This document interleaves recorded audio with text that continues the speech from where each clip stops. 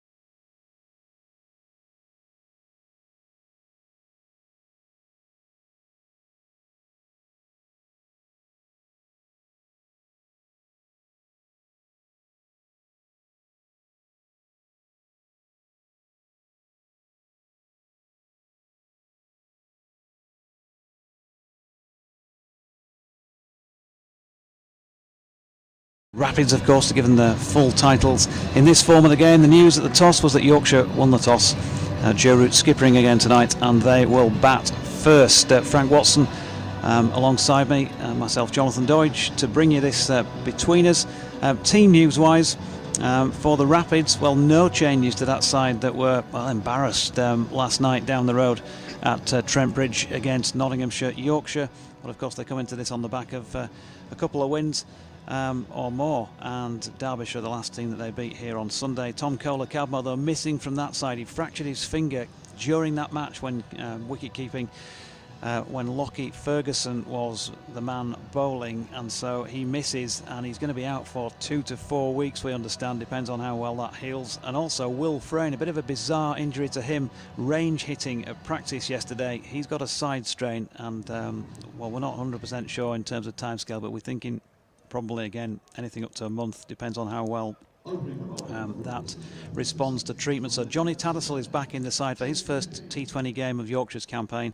George Hill also is back in the team as well this evening, the two replacements for Messrs TKC and Frayne. And Tattersall is opening the batting, so straight back into it at the top of the order. He will be on strike here, and Adam Lythe at the non-striking end. And to start things off from Jake Libby. Yeah, from this most unusual pavilion end. This is a new venture. There he comes, right arm over the wicket. Tattersall draws right back to play a big shot and then pushes into the offside and does what Johnny Tattersall tends to do, and that is keeps the clock ticking, or gets it underway in this instance with a push into the covers for a single.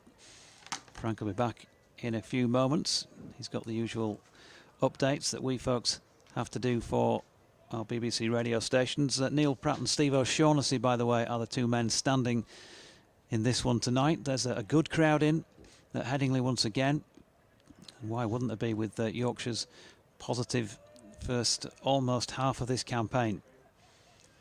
So Libby switches to round the wicket to bowl to the left-handed Lythe, who's got that away beautifully through the covers for the first boundary of the evening off just the second ball of it.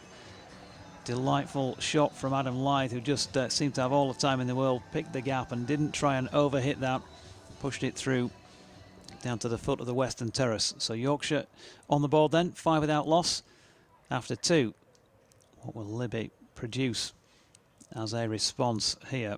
Lythe stepping away once again. This time he's found another gap through extra cover. He's not going to quite have the legs to make it to the boundary, and Ricky Vessels is round from long off to do the fielding. One of the two men outside the circle at this stage.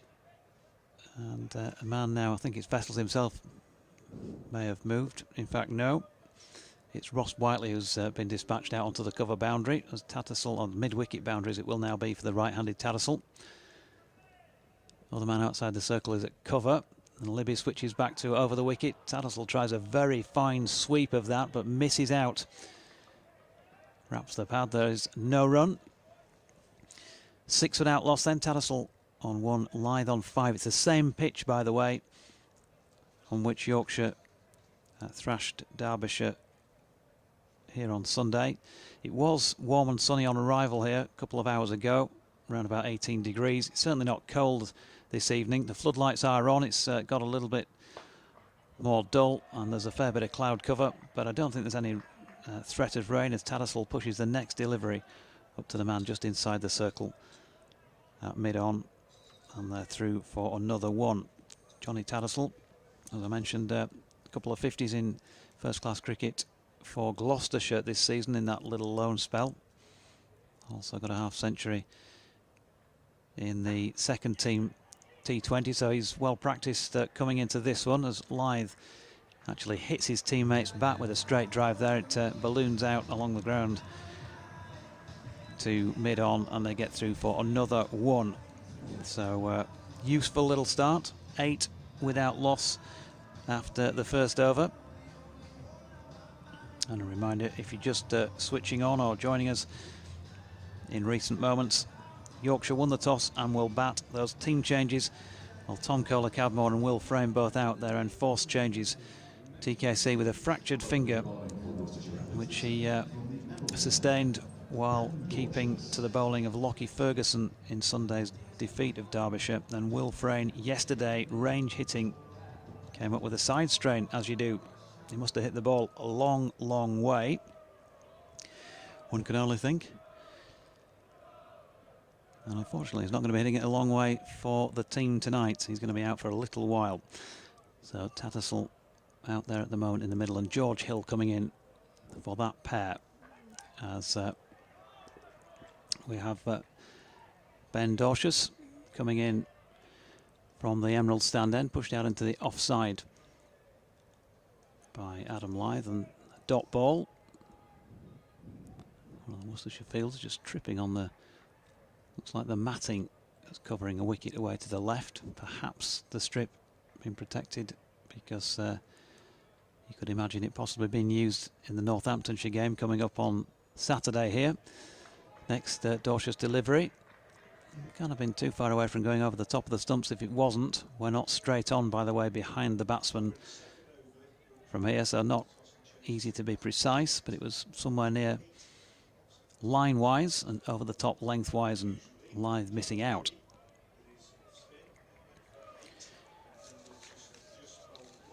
Dorcius 4 for 31, of course, one of the few success stories in the match between these two sides down at New Road a week ago. Short ball from him this time, and Lyth gets underneath it. Apart from that boundary he hit, first ball he faced tonight, hasn't really timed much else just yet. Certainly didn't get the full Monty on that one. Out to mid-wicket, but he's still picked up a single, and the board continues to tick. Adam Lyth, we know what a dangerous player he can be. Hasn't, by his standards, fully fired in this form of the game so far this season, and not particularly well in red ball cricket at the start of the campaign. Frank's with us. Ben Dorcius in again then from the Emerald stand end. Left arm over the wicket, bowls to Tattersall, who drives at this one but misses it outside the off stump, taken by wicketkeeper Ben Cox, skippering Worcestershire for the second time tonight. The first time is a time he'll want to forget. That was last evening's performance at Trent Bridge, which went wrong in many, many ways from a Worcestershire point of view. They'll be hoping to produce something tonight which will at least boost their confidence. Dorcius in again, bowls, and Tattersall heaves this away on the leg side. He hasn't really got hold of it, but he's got enough of it to get two. Cleared Brett D'Oliveira at mid-wicket, and Ish Sodhi runs round from mid-on and produces a sliding stop. 11 without loss in the second. Tattersall goes to 4. Smallish crowd, of course, by Headingley standards, but they're quite raucous, quite noisy. First boundary from Adam Lyth produced a very, very loud cheer, and I'm sure they'll be hoping they've got plenty more to cheer about. Slightly chilly evening now, as Jonathan was just saying. Here's Dorcius in again, bowls, and Tattersall turns this one neatly off his pads down to long leg. Dylan Pennington comes round to do the fielding, and they take 2 more. So the end of the second over, 5 runs coming from it, and the Vikings, having won the toss and chosen to bat with Tattersall on 6 and Adam Lyth on 7, are 13 without loss. Yep, so positive start. Difficult to know. You're always trying to sort of predict, aren't you, what might be a good score on here. Yorkshire made 174 for 6 against Derbyshire on it on Sunday. The opposition 135. And on reflection after the game, you did feel like 174 in the end was going to be a competitive score. Yeah. It looked like it, and well, it clearly was too many in the end by 39 runs, but which is quite a big margin, isn't it? In a T20 game, it was probably, I don't know, maybe it was probably more like a 160, 165 deck, and they batted pretty well, I think, overall. And then obviously bowled well into the bargain. So, and you wouldn't expect it to be getting any better tonight, would you? Well, no, not really. But then, you know, if it's a pitch that's built to last and it's only had 40 overs on it, I suppose. I mean, although we call it a game, the T20 game, it's not exactly overuse. Here's Dylan Pennington. Yep, Adam Lyth gets underneath this one, and he's going to be the first man to be dismissed this evening. 13 for 1. Lyth caught down at Wideish third man in front of the Western Terrace. By Charlie Morris. By Charlie Morris. And another low score for the Yorkshire opening batsman, and they needed him to produce tonight, I think, when you look down that list, by comparison at least to some of the teams out there. But here's a man going in who has produced on a very regular basis in T20 cricket for the county in recent times. He's called Joe Root. I must say, just listening to his dulcet tones now, this PA announcer's top draw, isn't he? He's such a fantastic, Fergie, Howard, yeah, great voice. Magnificent. I've said to him a few times, I so wish I had your voice. Oh my goodness, if he's ever out of a job, he could get a job in cinema, couldn't he? Or, well, anywhere, I think, anywhere where a public address announcer is needed. Marvellous, marvellous voice. It's worth coming just for that tonight. When I was down at Hampshire, one of the first games I covered a couple of years ago, Scott, the guy who does the lashings, goes around with lashings and does the announcing for them. Similarly, just a great voice. Absolutely. Wonderful. So, Adam Lyth made 7 off 7, caught by Charlie Morris off the bowling of Dylan Pennington when the score was on 13. And Joe Root, as I mentioned, is the new man at the crease for Yorkshire, but he's not going to be on strike here because they crossed. Ball was up in the air for a while. So Tattersall on strike, gets a short one, pulled, and he's gone. He's gone. The very next ball caught by Jake Libby, diving to his right at straight mid-wicket, and so Yorkshire in a bit of early trouble here, 13 for 2, and we're only into the third over. Yeah, short ball, wasn't a great ball to be fair, but went to pull it, didn't really get hold of it, and a very good low catch by Jake Libby at mid-wicket. Really had to pick that up just an inch or two off the turf, but excellent start for Dylan Pennington. Johnny Tattersall goes for 6, and Yorkshire, well, it's not quite as bad as Worcestershire last night, 11 for 4 in the fourth, but 13 for 2 in the third over. Dylan Pennington on a hat-trick. Pennington, who made his debut at Trent Bridge a couple of years ago, and I remember interviewing him after the game, and he said, I just couldn't get it out of my head that I've watched Stuart Broad all my life, and there I was actually batting against him and he was running in to bowl at me. Well, in a minute he's going to be bowling at Joe Root, and I suspect he'll have similar emotions running through his mind. The new batsman is Gary Balance. Yeah, not the worst man, who couldn't get in the side until the weekend, and he pulls his bat inside the line of this next Pennington delivery, and there is no run. Dylan Pennington, in fact, in the first match I covered when Worcestershire annihilated Yorkshire in a 4-day game at Scarborough back in 2018, impressed me up at Scarborough. Got plenty of bounce out of the pitch there, good carry, and managed to sustain his pace really throughout that game. It was Moeen that grabbed all the headlines, of course, as this next Pennington delivery is wide of balances off stump, and he has a little cut at that. Plays underneath the height of the ball, and that again is a case in point with Pennington, tall. And drops it just short of a length and gets good value for that. So, 2 dots to balance. And they're just going to have to be a little bit of a period, and the sort of play that you'd expect from these two anyway, where they're going to run the ball around and just try and pick out the bad one. He says that, and then Balance has got right underneath this one, and he's been caught on the mid-wicket boundary. Well, would you believe it? Gary Balance, a 3rd wicket in this Dylan Pennington over, and he's just gifted that one to the Rapids, and Yorkshire in plenty of trouble now. 13 for the loss of 3 wickets, and we haven't even completed the 3rd over. No, incredible. It's like an action replay from last night from a Worcestershire point of view, except that this time they're the team taking the wickets. Ed Barnard the catcher this time. Another short one from Pennington. Got a bit big on Balance, and he didn't really get hold of it. Got it high up on the bat, and Barnard taking the catch 2 or 3 yards inside the mid-wicket boundary. So Balance goes for 0, and Dylan Pennington has 3 wickets in this, the 3rd over of the innings, and if he bowls a dot ball here, it's a triple wicket maiden, which is a pretty remarkable thing to achieve. Watch out, Samit Patel, I'm coming for you. Anyway, the batsman crossed, so Joe Root's on strike. Just taking guard now from the umpire, Neil Pratt, at this Kirkstall Lane end. So Harry Brook, well, he's in good form, dare I say it, in this competition so far this season. But Yorkshire have got two batsmen out there who haven't yet faced a ball. Root facing his first one, drops it into the offside, and you have a triple wicket maiden from Dylan Pennington. Well, he might have impressed me at Scarborough a couple of seasons ago. Certainly did there. Amazing. 13 for 3 after 3. Yeah, amazing. The game never ceases to surprise you, does it? If you watch enough of it. Last night, I think the surprise all round at Worcestershire when they were 11 for 4, and tonight, extraordinary third over from Dylan Pennington, producing 3 wickets. Adam Lyth out for 7, Johnny Tattersall for 6, and Gary Balance without scoring.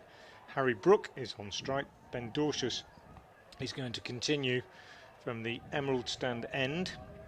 Got a slip in. Ricky Vessels has gone in at slip as Dorcius is in and bowls, and Brook is off the mark. Or is he? No, he's not. He sliced it away, wanted a single, but good fielding by Jake Libby at backward point, and Joe Root sent Brook back as he set off down the pitch. Bit of pressure building on the two batsmen, not surprisingly. And Worcestershire doing to Yorkshire at the moment exactly what Notts did to them last night.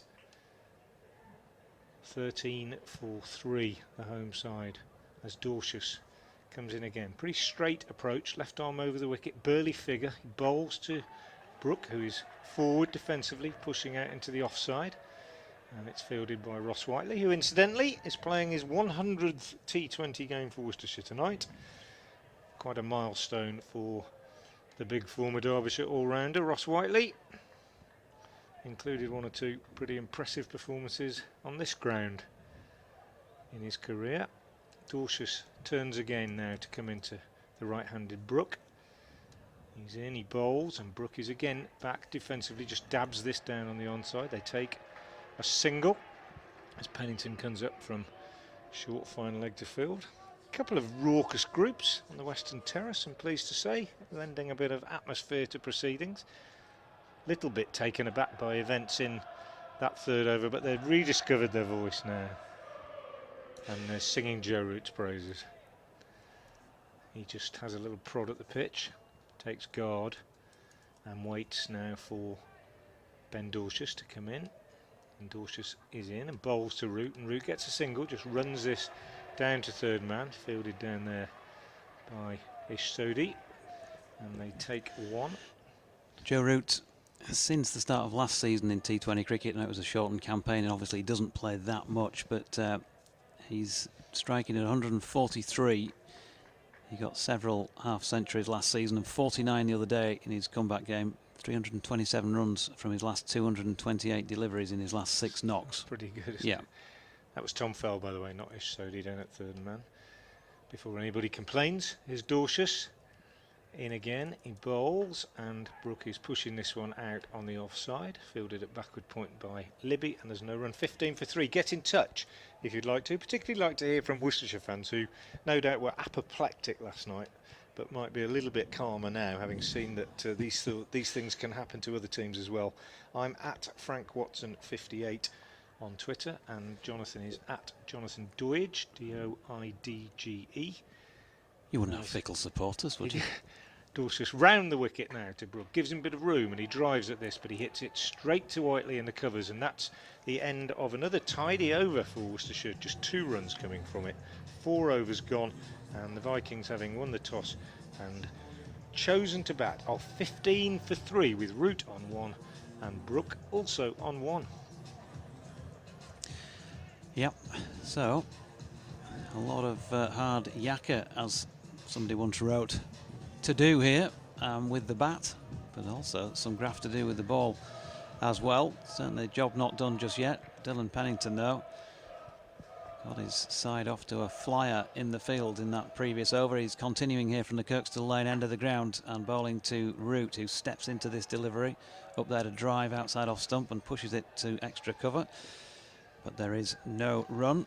James Green. He says, we've lost 2 batsmen due to injury. Strength is in the bowling, so we decide to bat. I find this difficult to understand. Fair enough. BBC West Yorkshire Sport at gmail.com as well is the email address.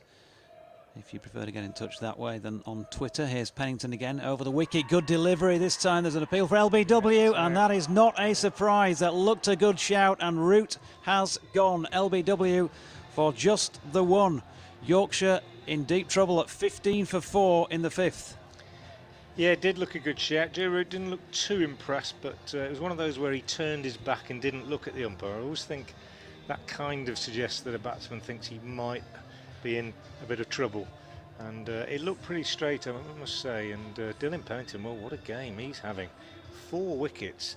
And he hasn't, well, what's he conceded? 1 run, I think, so absolutely extraordinary. Worcestershire, having been 11 for 4 themselves last night, have Yorkshire now at 15 for 4 in the 5th over. And, yeah, well, it's a funny old game, as they say, and those of us that have seen a lot of it will testify to that. You never should get too high when things are going well, and you never should get too low when things are going badly. That said, this game is not over by any means. But when we reflected on Worcestershire's performance last night, we did say you don't win many games from 11 for 4. And with Yorkshire being 15 for 4, Worcestershire will be hoping that that judgment made last night is in fact an accurate one. Dylan Pennington then, 4 for none according to the board, but I'm sure Joe Root took a single, but I might be wrong. No, he didn't, did he? He ran it down to 3rd man off Dorset. Here's Pennington. He's in again. He bowls. And a bit of shape on this one. Just swings away. Sorry, nicked your ball. Yeah, George Hill, the new man, who is, of course, well, in fact, we've got a Sedbergh School pairing here because Harry Brook is a former pupil thereof as well. Gary Birdsall says, come on, Yorkshire. I think there'll be a few people saying that with a little bit of tension within. As Pennington turns and comes in again. Floodlights are showing some effect with a bit of shadowing from the players as this ball is dropped into the offside, no run.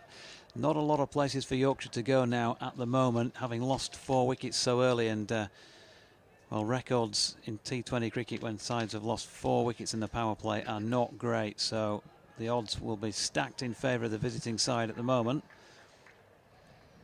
Still 1 or 2 useful players in the Yorkshire ranks. They're probably going to be playing a different game to what they might have expected, given the likes of Lyth, Root and Balance all ahead of them in the order, and all already back watching in the changing room as this next delivery sees Hill step across, thuds into the thigh pad, there's no run. Just looking at the Root LBW again, and I did say earlier on when there was a ball over the top of Adam Lyth's stumps that we're not straight on here, and I'm a little bit a worse angle than yourself, Frank, for seeing it, but from where I'm sitting when you saw it, it looked like a real good shout. Having seen it on the replay, then you can maybe understand a little bit of disappointment. It looked like it was, you know, heading towards leg stump, shall we say. I'm not sure I can say any more than that, having seen it just the once, but it was in that general area. He might have thought it was going down, might Joe Root. As Pennington's final delivery of the over is dropped back into his follow through. And that is the end of over number 5 then. Pennington, 2 overs, 2 maidens, no runs, 4 wickets. He's going to need to get some photographer or other on good terms with him to take a photograph of that to show the grandkids. A T20 match, and he's got 4 for none off 2 overs. Yeah. 15 for 4 Yorkshire after 5. Yeah, pretty incredible. He's bowled very well. He's bowled very straight. Yeah, I just had a look at it again, and I can see what you're thinking. Difficult one, isn't it? I think the umpire was in the best place. It wasn't a shocker, but we are, what, 10, 15 yards to the left of the stumps at the non-strikers end, high up. And, well, be interested to see what viewers think. There might be people at home who've watched the replay a few times. I bet they'll all say, if they're Worcester fans, they'll say it was stone dead. Here's Charlie Morris from the Emerald stand end. His first bowl. He's going to be bowling to Harry Brook, on whose shoulders I think quite a bit of responsibility now lies. And Brook is forward and pushes this one out on the offside. This is exactly what we saw last night at Trent Bridge. The batsman that came in And in fact, Worcestershire's only significant partnership last night was 46 for the 5th wicket, but it took 9 overs, Ross Whiteley and Jake Libby, and they were unable to express themselves really, were only able just to push it around. Harry Brook, normally a very fluent striker of the ball, but he's just been reined in, obviously, by the horrors that he's been watching at the other end. Here's Morris in bowls, and Brook drives this one nicely, but straight to Dorcas at mid-off. It's exactly what we saw last night. Change in the field, I think, coming. Brett D'Oliveira coming across to have a word with Ben Cox. Well, a suggestion, maybe not a change in the field, but clearly something that he felt needed saying. Acting in a sort of vice-captain role. Has done a little bit of captaincy in white ball cricket. Here's Morris again, 3rd ball of his over. He's in, he bowls, and Brook drives very nicely, very sweetly, but doesn't get a run for it because Ish Sodhi at mid-on moves smartly across to his left to do the fielding. 15 for 4 it remains in the 6th over, last over of the power play. Worcestershire's power play last night was 20 for 4, so potentially this could be worse. I never thought I'd see 2 power plays like that successive evenings. You're a jinx, Watson. You're a jinx, boy. Here's Morris. He's in. He bowls to Brook, who's again forward and just pushes this defensively on the offside and picks up a single. And there's a bit of ironic applause now from the Western Terrace as Tom Fell comes up from 3rd man to do the boundary. Fell wearing number 29, incidentally. I was unable to remember his number earlier. 16 for 4 then, and Hill on strike for the first time. At this end, the Kirkstall Lane end of the ground, just twiddles his bat, having marked his guard with his foot, and waits now as Charlie Morris moves in to bowl to him. Morris is in bowls, and he gets his first runs. Slightly fortunate, a sort of thickish outside edge really, as he drove towards mid-off, squirting away between cover point and backward point for 2. I think be relieved. The ironic applause there, Frank. It was Yorkshire's first run in precisely 2 overs right. in a T20 power play. Extraordinary. 18 for 4, 1 ball left in the power play. Morris is in. He bowls, and Hill runs this down on the offside, wants a single but doesn't get it as Jake Libby fields. End of the over, just 3 runs coming from it. 18 for 4 at the end of the power play. Compare that with Worcestershire's 20 for 4 last night. I'm beginning to feel a little bit better. George Hill, incidentally, who's out there at the moment and on 2 along with his fellow Sedburian, if that's an expression. And I'm not sure it is, but you know what I'm saying. He's got 50 runs to his name in T20 cricket in 4 innings so far. No, my apologies, that's 50 runs off his bowling. He's got 21 runs in 3 innings so far with the bat highest of 14. So not the sort of sitch that you'd ideally want to be going in at. And you've seen the big guns go. Here's Pennington continuing from the Kirkstall Lane end. Good delivery, has the beating of Brook. It hits some part of the equipment and squirms out to 3rd man. And, well, Yorkshire need them gifting, and they've been gifted a leg by, as it turns out there, says umpire Neil Pratt, because there were buzzers in the modern parlance. An overthrow. Yeah, a bit silly, really, a bit silly. Maybe worth a shy, I suppose, because he'd come quite a long way down. Still no runs off Pennington. Watch the first ball disappear out into the lane for 6. First scoring shot.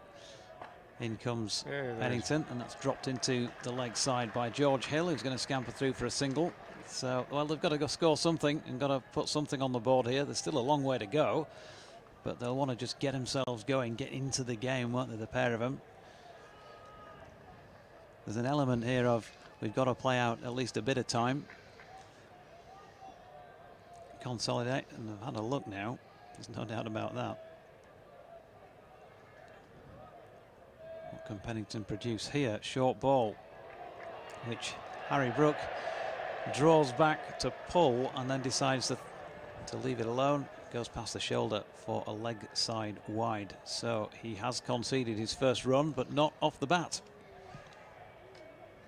Yes, we saw a few of those last night, not called in the game at Notts, which was a surprise to both of us up in the commentary box. But that one, well, fair enough if the umpires are consistent. Here he is again, and that is pushed into extra cover by Harry Brook. There's no run. In fact, the board's saying he's gone for 2 runs. Yeah, they got singled off the ball before. Oh yes, he they pushed did, it didn't to they? Of course, mid-wicket. Yeah. My apologies. Still very, very tight. He's bowled really straight, hasn't he? Really, really straight at the stumps, which is not a bad thing to do. It's often handy as a bowler, isn't it? Well, last night he bowled 1 over and went for 12. That's cricket, as they say. In he comes again, and that is Wicket. pulled. Oh, Oh, dropped. dear me, should have gone. Ricky Vessels has put him down at straight mid-wicket. I tell you what, he timed the pants off that one, did Harry Brook. It went like a rocket to the fielder, who didn't really have to move apart from to raise his hands into the correct position. But he clearly didn't quite make that. Well, that would have been even worse, wouldn't it? 21 for 5. Goodness me.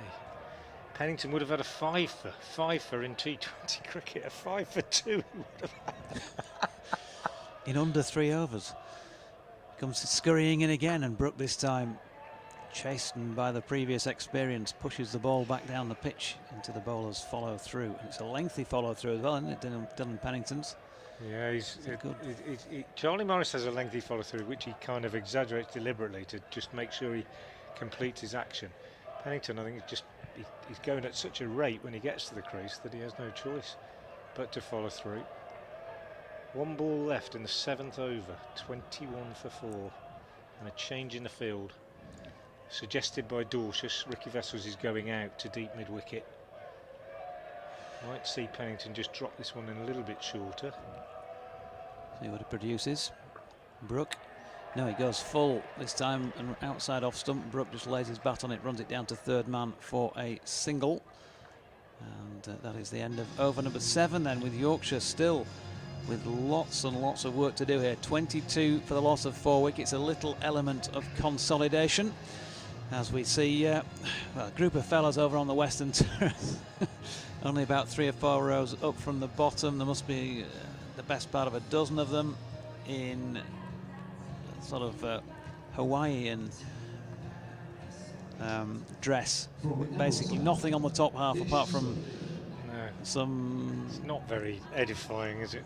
Some sort of streamer things around the necks and garlands. Headdresses, garlands, yeah. Anyway, Ish Sodhi from the Emerald stand end didn't bowl very well last night at Trent Bridge. Got his length wrong, and well, it wasn't a good time to bowl. Hales and Clark just murdered it. He'll be hoping for better as he comes in to bowl to Harry Brook. He bowls, and Brook drives his first ball, which is full, straight back to the bowler, and there's no run. Field is now well spread. Yorkshire 22 for 4. Didn't have a great night last week down the road, did he? Had No, 4 overs for 53.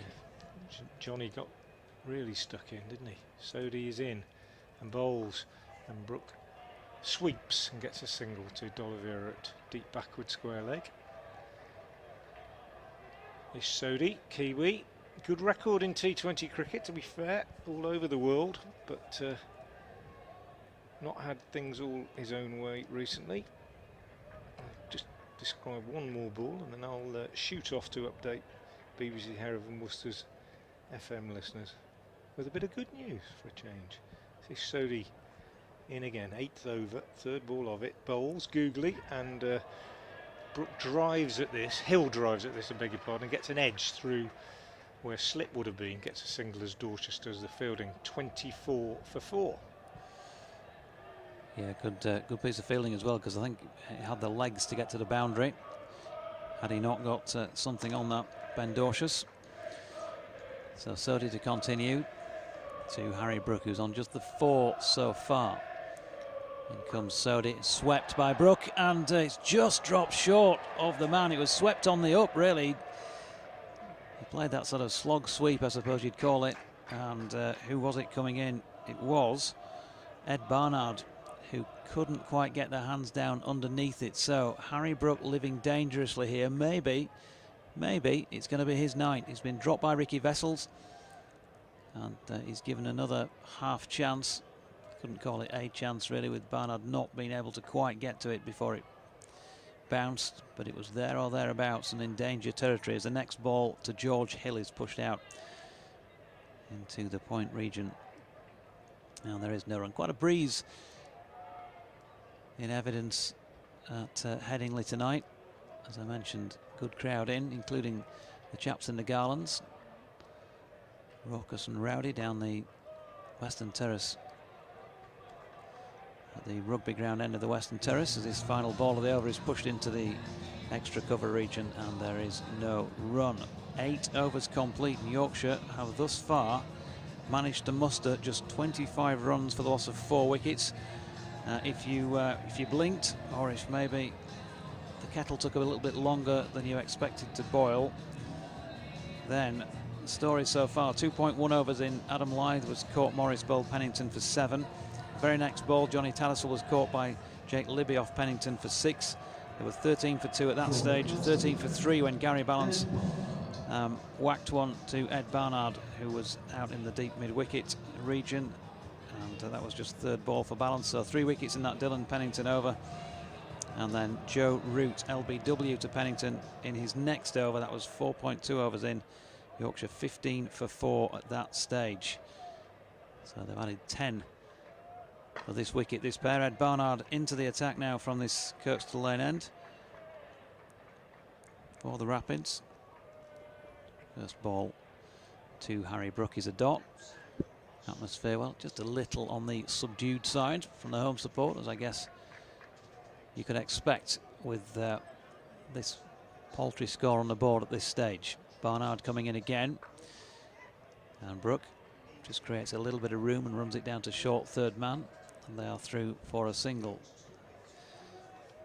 Got to just try and keep this board ticking for now. Take any opportunities they can as far as boundaries are concerned. I'm sure they're still cooking up some plans down below in the dressing room. Still the likes of Jordan Thompson, Matthew Waite, who came in and whacked his first ball for 6 the other day, to come in as Hill pushes his next ball back to Barnard, and there is no run. Lockie Ferguson is another one to add to that list in terms of batting, and of course Dominic Bess.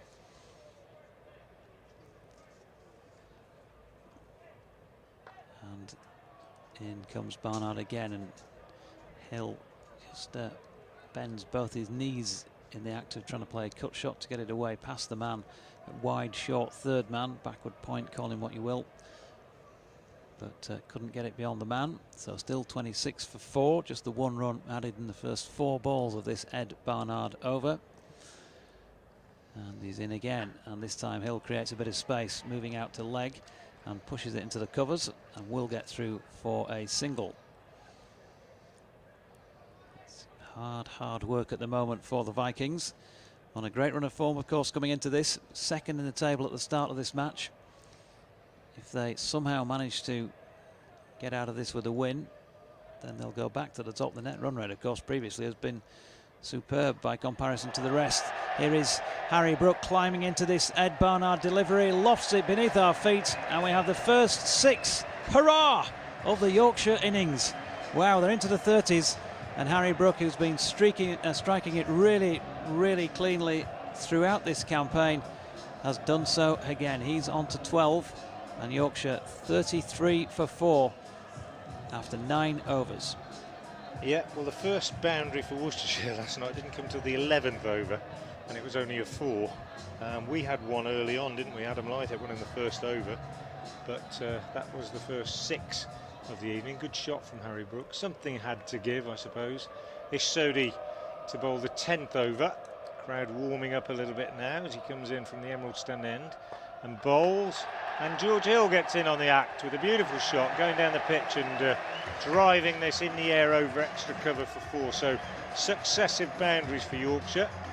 And it was just at this point in the Worcestershire innings last night where we thought things needed to pick up, that they were unable to do that. And well, Brook and now Hill both finding the boundary in successive deliveries. They'll feel a lot better. 37 for 4 in the 10th. Ish Sodhi with plenty to think about now, having seen Hill use his feet so effectively. That was a really good cricket shot. Just got inside the ball, gave himself room and eased it over the extra cover fielder. Sodhi, in reply, is in now and bowls, and this one is flatter and quicker and cut away on the offside for single. Tom Fell, the fielder, at cover. Do get in touch. I had a few tweets from Worcestershire fans saying, is this the same team? Well, it's a funny old game, as they say. I'm at Frank Watson 58. Jonathan is at Jonathan Doidge, D-O-I-D-G-E, and we'd love to hear your thoughts, whoever you support. Sodhi is in, bowls, and this one's driven again on the offside by Brook. He'll get one. Will he come back for two? He will come back for two. The fielder down at long off has a long way to go round to his left, Charlie Morris. So a good over for Yorkshire so far, 40 for 4, and 8 off the previous over. 8 was the most, no 9, we had a 9 in the Worcestershire innings last night. This one so far has yielded 7, and still 3 balls to go. Sodhi bowls, googly, and Brooks sweeps at this. Just gets a bottom edge on it, runs away square on the leg side, and they pick up a single. 41 for 4. You can just feel the moods change, Jonathan, don't you, in this last couple of overs? Yeah, I was going to say, before you get to the doom and gloom stakes, Yorkshire viewers or listeners with us, bear in mind last week they got 216 for 6 down at New Road, and in response Worcester got only 122. Yeah. Sodhi again in, bowls, bit of width this time. Hill square cuts, gets a single as Libby fields at cover. So yeah, as we even said last night, various times at Trent Bridge, you know, you don't want to get too carried away. Strange things happen all the time in cricket. Countering that, no David Willey or Adil Rashid here tonight, who were bowling that night. Sodhi in, bowls, and this is a lovely shot, straight down the ground for 6 from Harry Brook, who looks in, good touch again, really good shot, used his feet, last ball of the over, it's quite flat too, and beautifully hit straight down the ground by Brook. So a good over for the Vikings. They're 48 for 4 at the halfway stage, nothing to write home about, you could say, but 15 runs off that over, 23 off the last 2, big in terms of the overall total. Worcestershire just need to keep their heads, and that drop catch just looking a little bit sorry now. If that had been taken, then things might have been very different, and Dylan Pennington would have had a 5-for. Yep. Anyway, 48 for 4 at the halfway stage. Yeah, both that and then the shot that he played out that dropped just short of Ed Barnard, and just after that. So, as I think I said at the time, you never know, it could be his night, couldn't it? It's one of those, sometimes it goes your way sort of things, as Barnard is into Hill, who's played that nicely, just a lovely little late cut down to third man, and we'll get a single. Partnership now worth 34, 49 for 2, much slower than some of the 50s that Yorkshire have brought up, but that's for obvious reasons tonight, having lost that clutch of early wickets. 3-1 Dylan Pennington over. Here's Barnard into Brook, who steps away cheekily to leg to open up the offside and stabs it really more than anything down to short third man, but straight to the fielder, so no run. I think this is quite a good contest because Barnard is the right pace to hit, but he does bowl a few different deliveries. There's quite a few varieties. Brook will be trying to go after him, I think. 3 overs for 27 at New Road he had last week. Between the sides, Barnard, his next delivery dropped into the offside by Harry Brook, but no further than extra cover, no run. Of course, that was last week, very different pitch. And that was then, this is now. Shorter boundaries as well, yeah. Although Johnny Bairstow was clearing them by about 75 yards. Here's Barnard again over the wicket to Brook, who's turned this one past the bowler in his follow through to the leg side. He's having to sprint after it. Barnard does well as well to keep them to 1. Big couple of balls now for Barnard. Doesn't want to go to the boundary now. Brook at the last ball of his previous over for 6. Really keen to try and get out of this over without conceding a boundary, I would think. 2 to come. George Hill's had just the 1 boundary so far in his 12. He waits, and here is Barnard, and he has been bowled top of Well, top of the bail, really, as much as anything. Between the bail between middle and off stump has gone. And so too has George Hill, a 5th Yorkshire wicket to fall here then. And they continue to struggle. A useful partnership. 50 on the board. 1 ball left in the 11th over. And George Hill, well, he got 12 in 18 deliveries. An innings that included just that 1 boundary then. Yorkshire 50 for 5. And Jordan Thompson, the new man in. Just can't get over that PA announcer's voice. It's absolutely fantastic, isn't it? It really is. Partnership of 35 then for that 5th wicket. Ended by Ed Barnard. 1 ball left in this over. As I say, he'd be keen to get out of it. Be very disappointed if this one went to the ropes. 50 for 5 at the end of the 11th. 1 ball left in the 11th.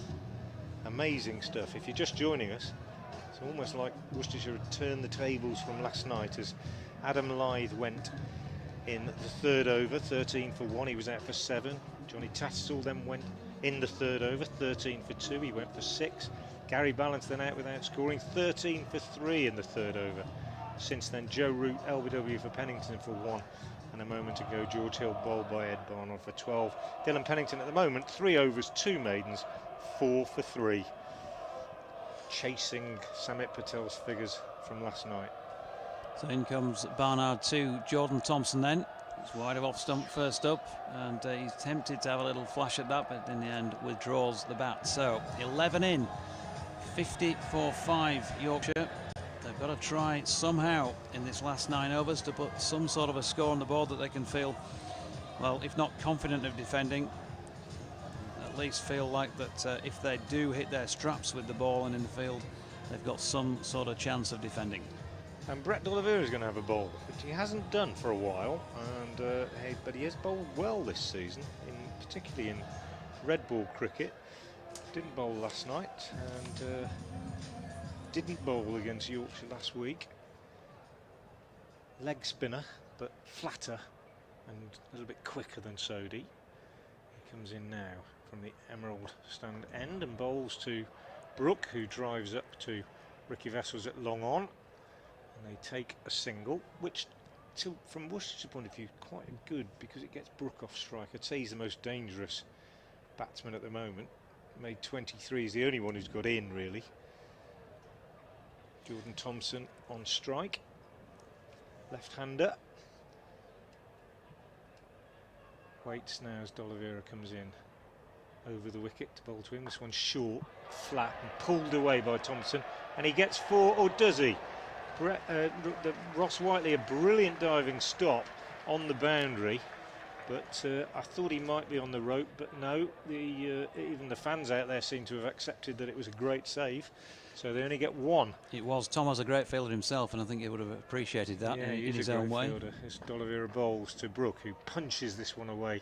They'll get 2 this time because it's gone between the 2 fielders deep on the leg side, and although there's a sprawling stop by Ricky Vessels, they get back for a second. Harry Brook, dangerous, he's on 25. D'Oliveira to him now, is in, bowls, quick, flat batted by Brook, straight down the ground. Fielded down there by Charlie Morris. And they take a single. Brook moves on to 26. Thompson is 1. 2 balls left in the 12th over. 55 for 5, the Vikings.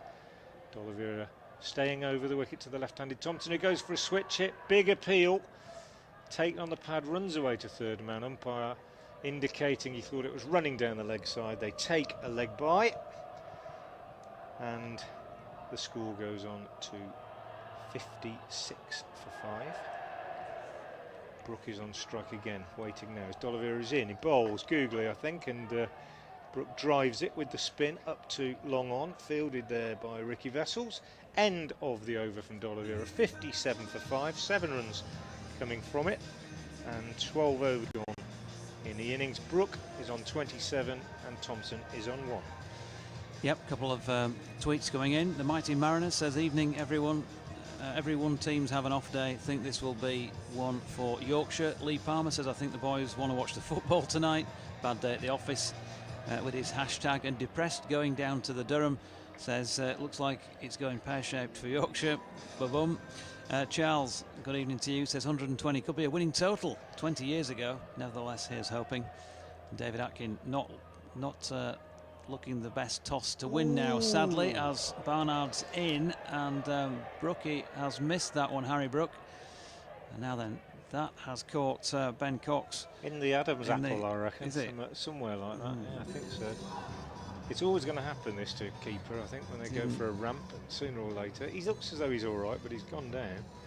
Just had a tweet from somebody called Bradley, a message, who says, the PA announcer's voice is not as good as the chap at New Road. Bradders. Jealousy's a terrible thing. We should have an announce-off between Yorkshire versus Worcestershire. Bradders, of course, down at New Road, for those who are not aware. I'm sure you probably all are, but he also does Frank's job. They have a squad rotation system for the commentary team. Squad rotation system, yeah. Yeah. He does the PA for the home games, and he's brilliant at it, I must say. He's a natural wit, but whether his mellifluous tones quite match the chap here, I'm not entirely sure.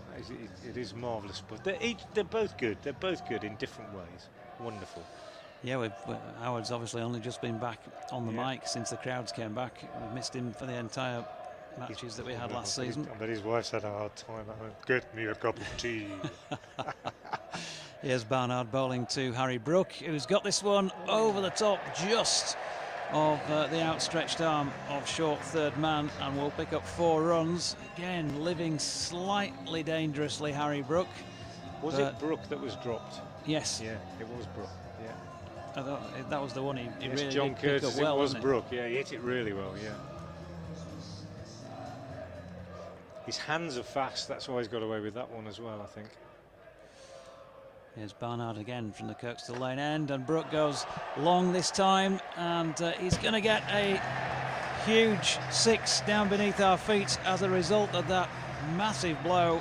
It's quite a long way down here to the pavilion end, of course, at Headingley, and that hung in the air for quite some time. And because it was coming towards us with the foreshortening, difficult to tell where it was going, but I think it made it all the way to the hoardings, which are a good 15 metres or so over the boundary rope. Big hit from Harry Brook. He's on to 37. Whisper it quietly, but he seems to be going reasonably well here. 67 for 5. His team ain't, but while ever he's there, there'll be some hope as Barnard's in again, and Brook this time drops it into the mid-wicket region. Barnard does really well, sprints after that to keep them to the single. 68 for 5. Harry Brook, well, he's been out there for 34 deliveries now, so by his strike rate standards, it is relatively pedestrian, but of course that's playing the situation, isn't it? The situation that he was presented with when he walked out there to bat. Short ball and pulled here. That's a cracking shot from Jordan Thompson, one of his strengths. And that's over deep backward square leg for another big 6. Got to be just about the longest boundary on the ground, in fact, as that one. That was a great shot, wasn't it? Brilliant shot. He didn't try and go after it too hard, did he? I think that was the key. He watched it all the way on, and with the power of these bats, the power that he possesses and the timing that he got on it, that was a super shot from Jordan Thompson. He can do the job, very strong through the leg side per se, not just deep backward of square leg. And if he gets going, the scoreboard at the northeast side of the ground might also get a bit of a peppering. He's on to 7 then, 74 for 5, last ball of the 13th. Barnard in this time goes a fuller length delivery, and Thompson sensibly just pushes that out into the deep on the leg side and gets another run. 8 to him at 75 for 5 after 13, so a good over for Yorkshire, 18 from it. Yeah, very good over for Yorkshire. And they're certainly going to get more than Worcestershire mustered at Trent Bridge last night. Thanks to Harry Brook, who's the one batsman that's got in and the one batsman who's really timed the ball. He was put down early on at mid-wicket. Things could have been very different, but He's struck it beautifully. Fast hands, so that when he mishit that one and it still cleared Sodhi. Final word on the PA announcer. A chap called Curtis has been in touch with me, and he says the good thing is that you don't need an interpreter to understand the Headingley PA announcer. I don't exactly know what he means by that. I think he's being rude. There's D'Oliveira bowls to the left-handed Thompson, who punches this one away on the onside. They'll get two as Charlie Morris comes round from long on to field. Good running, good purpose by these two. Still reckon with Brook going well, they could still get 130, 140, couldn't they? Which would be a fantastic recovery from 15 for 4. As D'Oliveira is in, this one's short and it's pulled away by Thompson. 4 runs through the gap between the two fielders on the leg side. Poor delivery. Just need to get a grip here, Worcestershire, otherwise they're in danger of throwing away what has been a fantastic start. Not throwing it away, but perhaps not capitalising on it quite as much as they might have been able to. 81 for 5 in the 14th. Another one here for Thompson. Pushes out on the onside. He won't get 2. Ross Whiteley comes in to do the fielding. Returns 1 bounce to Ben Cox. And they're through for that single. Fast scoreboard, isn't it here? Yeah, Get the runs up really quickly, don't they? You feel like if you've had a bad day, you could stick a loop on your headphones of Fergie's voice saying everything's going to be all right. In that way, he's got to say it. Here's D'Oliveira bowls. Good delivery to Brook. Saw him coming, just held that one back a little bit, I think. Brook drives up to long on, fielded by Vessels, 1 run. Oh, for the insomniacs among us, you know, a relaxation tape with Howard's voice on, that'd certainly get you going to sleep. I wonder if he's ever done anything like that. He's definitely got the voice. 83 for 5. D'Oliveira bowl, short. Thompson pulls for 6. Right into the Western Terrace. Short ball smashed away by Jordan Thompson. And it's gone a little bit pear-shaped for Worcestershire in the last few minutes. And I don't mean that in a good way. 7 runs conceded off the 12th, 18 off the 13th, and 14 so far off this one. The last ball of which D'Oliveira is in now and bowls, and Thompson drives it up to long on and takes a single. So 90 for 5 at the end of the 14th. Still, Worcestershire would have bitten your hand off for that at the start, I'm sure. But considering that the last 3 overs have gone for 7, 18 and 15, it represents a pretty impressive surge from Yorkshire. Dylan Pennington is being brought back to finish his spell. Yeah, Jordan Thompson going really well, and that was a beautiful 6 that you just described there into the Western Terrace. Opened up the onside by getting the front leg out of the way, and well, they used to talk about another left-hander in terms of his bat speed, a certain B.C. Lara, and there was a little element of that. He really did get the bat through quickly on it, and it flew into the stand there, some way back. Cracking shot. He's in form tonight, Jordan Thompson. 22 off just the 10 so far. Beginning to change the game here, and as regulars will know, I call him the man who makes things happen.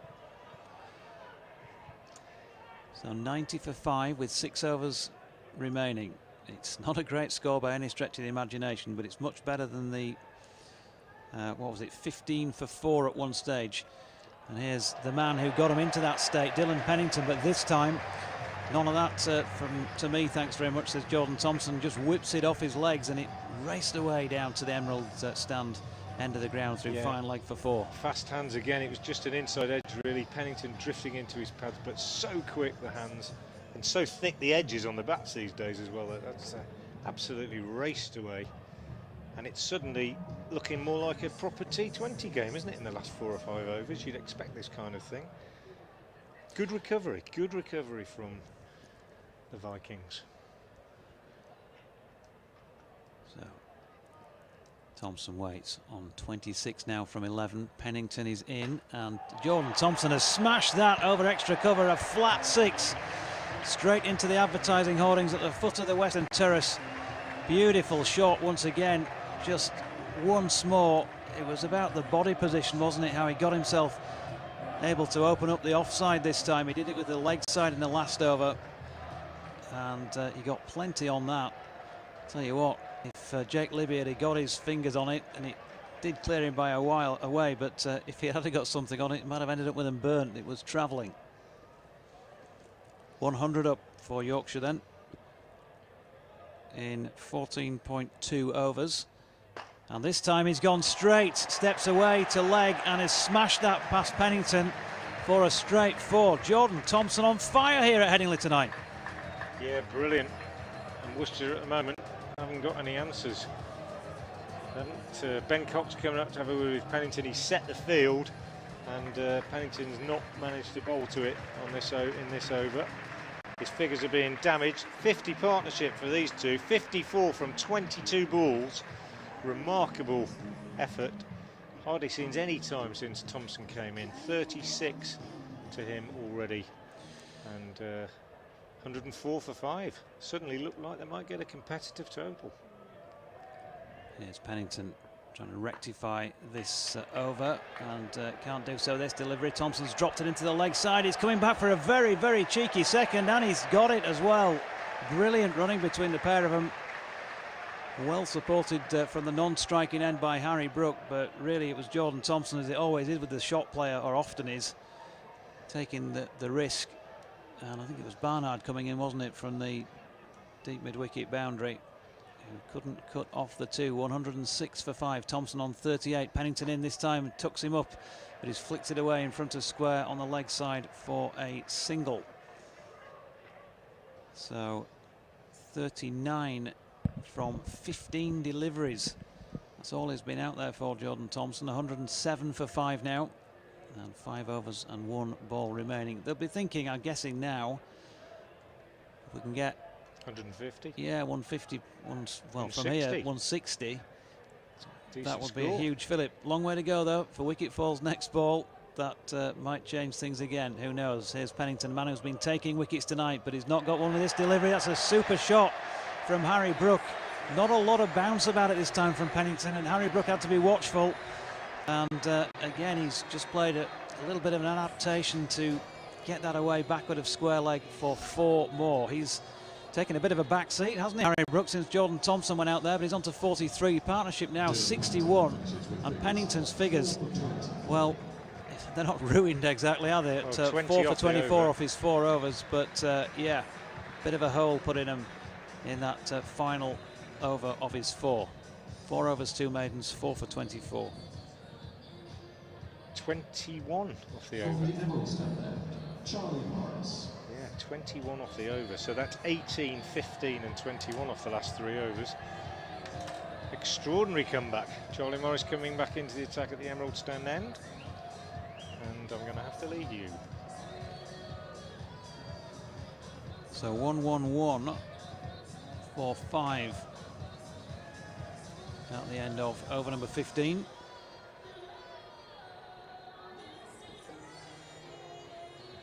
And Charlie Morris then from the Emerald stand end of the ground. Jordan Thompson is going to be on strike here, and he is certainly striking this ball cleanly tonight. Saw him get a 50, of course, down at Queen's Park against Derbyshire a couple of seasons ago, and that remains his sole T20 50 at this stage. He's dancing down the wicket to Morris this time, gets a bit of the bottom of the bat on it and diverts it down to third man, where it's fielded there by Dylan Pennington, and he gets a couple. So into the 40s, Jordan Thompson.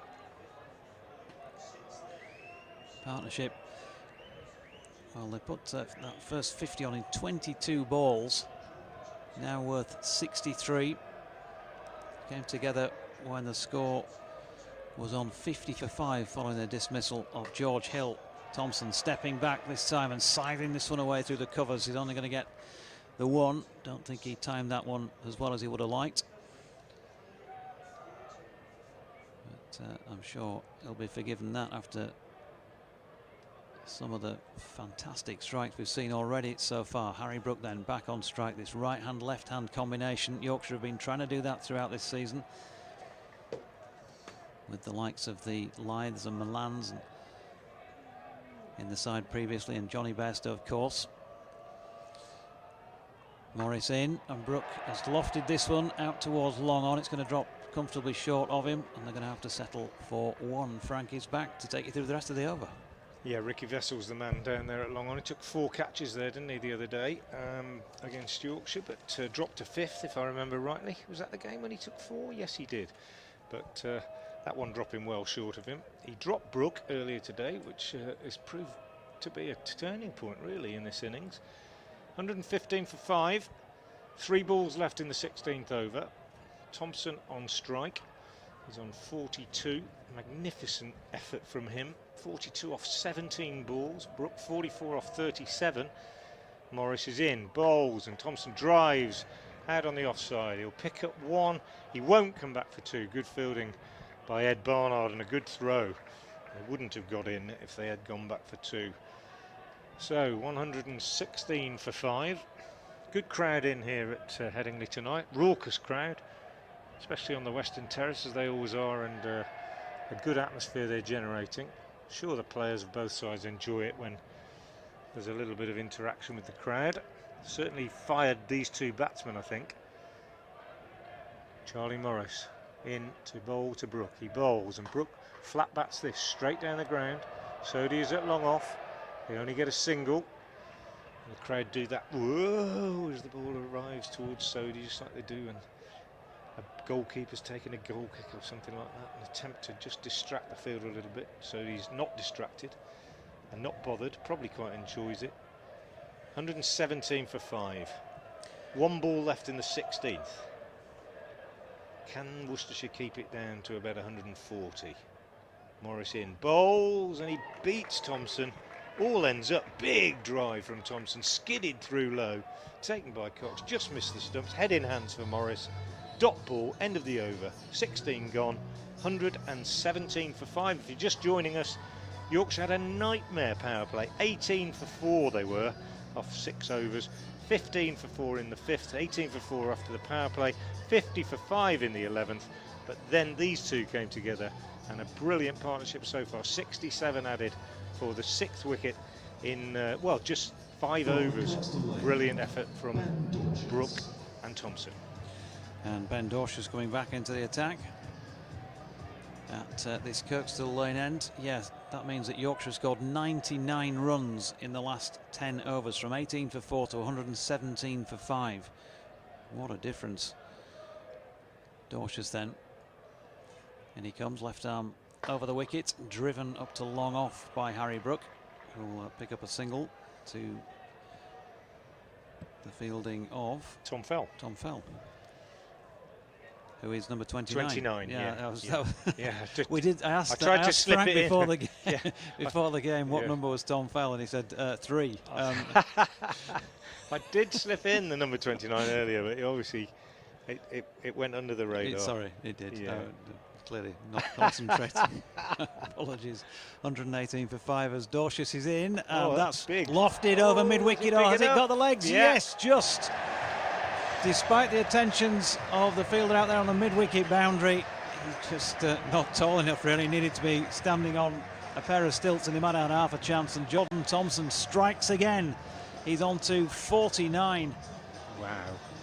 Is Jordan Thompson in just, I think that's just 20 deliveries. We'll find out shortly if he manages to get another run, because it will flash up on the board. But Yorkshire, talk about playing the get out of jail card here. 124 for 5 after Pennington had wrecked the top order, taking all the top 4's wickets. And in comes Dorshus then, and short, slow bouncer, and Thompson just waits and waits, and then drops it into the leg side. And raise your bat, Jordan Thompson, because that is one heck of a knock for your team, from 15 for 4 at one stage. He's just got 50 in 21 balls, including 3 4s and 4 6s. Yeah, brilliant effort from Jordan Thompson. Changed the game. He's changed the game completely. Here's Dorshus then bowling to Brook, who gets a full-length delivery and flicks this nicely off his legs out to mid-wicket, where Libby fields. I also think Harry Brooks played a brilliant innings here, because I know he got dropped, and that would have been, you know, real difficulty, but he's just stuck around when he needed to and waited till he got the partner that could really take things on, and he's just sat back in the last over or two and allowed Thompson his head. And I think these two have both played superbly. They really have. Having said that, Worcestershire will still be pretty pleased with the situation. Probably happy to chase 140, 150. Yeah. So here's Dorshus again to the left-handed Thompson, another slow bouncer, and again he waits and waits and waits, and then just helps it on its way around the corner for a single. I think the thing about Harry Brook is there's just a little bit more of a feeling of maturity about him with his play now. Now, what he did early on when he was dropped by Ricky Vessels would fly in the face of that, I've got to say, Frank, in contradictory terms. You know, he whacked it straight to the man when his team were in trouble, but he's got away with that. And maybe that was maybe the penny then just dropped. Just what he needed, yeah, absolutely. Here's Dorshus again. Brook gets another shot away. Plays these adaptations back at a square leg to balls that he looks like he's going to play straight. Plays them really well. He's got another single for it. It's the end of the 17th, and he's on to 48. And just confirmation, Jordan Thompson, 51 not out, 26 minutes, 22 balls. He's been out there for now. 21 at the point of getting his 50. 3 fours and 4 sixes. 128 for 5, so 11 off that 17th over. Yeah, Dorshus, apart from getting hit for 6, bowled a good over there, varied his pace very well, which he tends to do when he comes back in these T20 games. He bowls full of pace earlier on and then starts the variations. A couple of those slow bouncers were really quite effective there, showing his big bash experience, I think. Charlie Morris to bowl the 18th from the Emerald stand end. He's in now, he bowls, and that's flicked away by Harry Brook down to backward square leg for a single. Brett D'Oliveira is the fielder, and the total goes on to 129 for 5. Brook is on 49, and he's faced just 42 deliveries. He's hit 2 fours and 3 sixes, but just Jordan Thompson is the man of the moment. 51 not out of 22 balls, 3 fours and 4 sixes for the left-hander, who now faces Charlie Morris, who I think will be mixing it up in this over. Changing his pace, he's in, he bowls, and Thompson goes for a ramp shot on the leg side, taken on the pad, and appealed by Morris, ignored by the umpire, leg by signalled. He missed it, took him on the pad and just ran out on the leg side. Only 4 extras so far in the innings. Tidy bowling from Worcestershire. They managed an innings without any extras against Lancashire the other day, which was particularly pleasing for the coaching staff, I think. That leg by brings Harry Brook on strike on 49, 130 for 5, as Morris comes in from the Emerald stand end to bowl to Brook. He bowls. Brook tickles this one away on the leg side. He's beaten the fielder at short final leg. He'll come back for 2. That brings up his 50. Excellent effort from Harry Brook. He continues his good form in this competition and gets warm applause from the Headingley faithful. 43 balls for his 50, 2 fours and 3 sixes. Just his second T20 50. And he won't have played many more vital innings than this, I don't think. He waits now as Morris comes in again, bowls to him, and he flat bats this straight down the ground to long off, where Ish Sodhi again gets the whoa from the Western Terrace, but does the fielding cleanly. 133 for 5. I think they're going to get 160, and I think 160 will be competitive. Excellent partnership this. 83 so far between these two for this 6th wicket. Charlie Morris turns 2 balls left in the 18th. He comes in now. Bowls to Thompson, who goes big over the offside. Lovely shot, big follow through. That Lara-esque flourish at the end of the shot. His hands go right through over his shoulders in the follow through, and it's 1 bounce for over extra cover. He's played a great innings here as Thompson. He goes to 55, faced just 24 balls, and the Western Terrace enjoying that. There's a Worcester flag being waved around out there as well, I'm pleased to say. So some of the pairs faithful have made it up the M1. 137 for 5. Last ball of the 18th. Charlie Morris in, bowls, full toss, no ball called, and Sliced away by Thompson. Top edge down to third man for 4. Loose one from Morris, trying, I think, the slower one. Just got it wrong, and big full toss, over waist high, called a full toss, called in a no ball full toss by the umpire, and edged for 4 as well by Thompson, and a free hit. So it's all going a little bit wrong for Worcestershire in the last few minutes. They just haven't been able to capitalise on that wonderful start given to them by Dylan Pennington. Remember, Yorkshire at one stage were 15 for 4, 18 for 4 off the power play.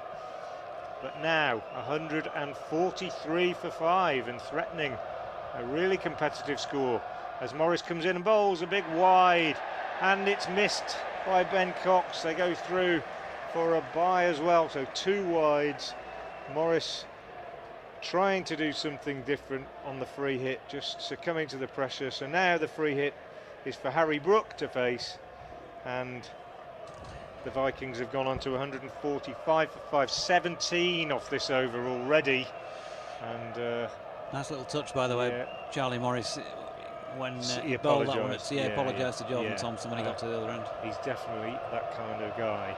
And he comes now, bowls, and Brook comes down the pitch and flat bats it straight down the ground. Sodi is the fielder down at long off, and that is the end of the over.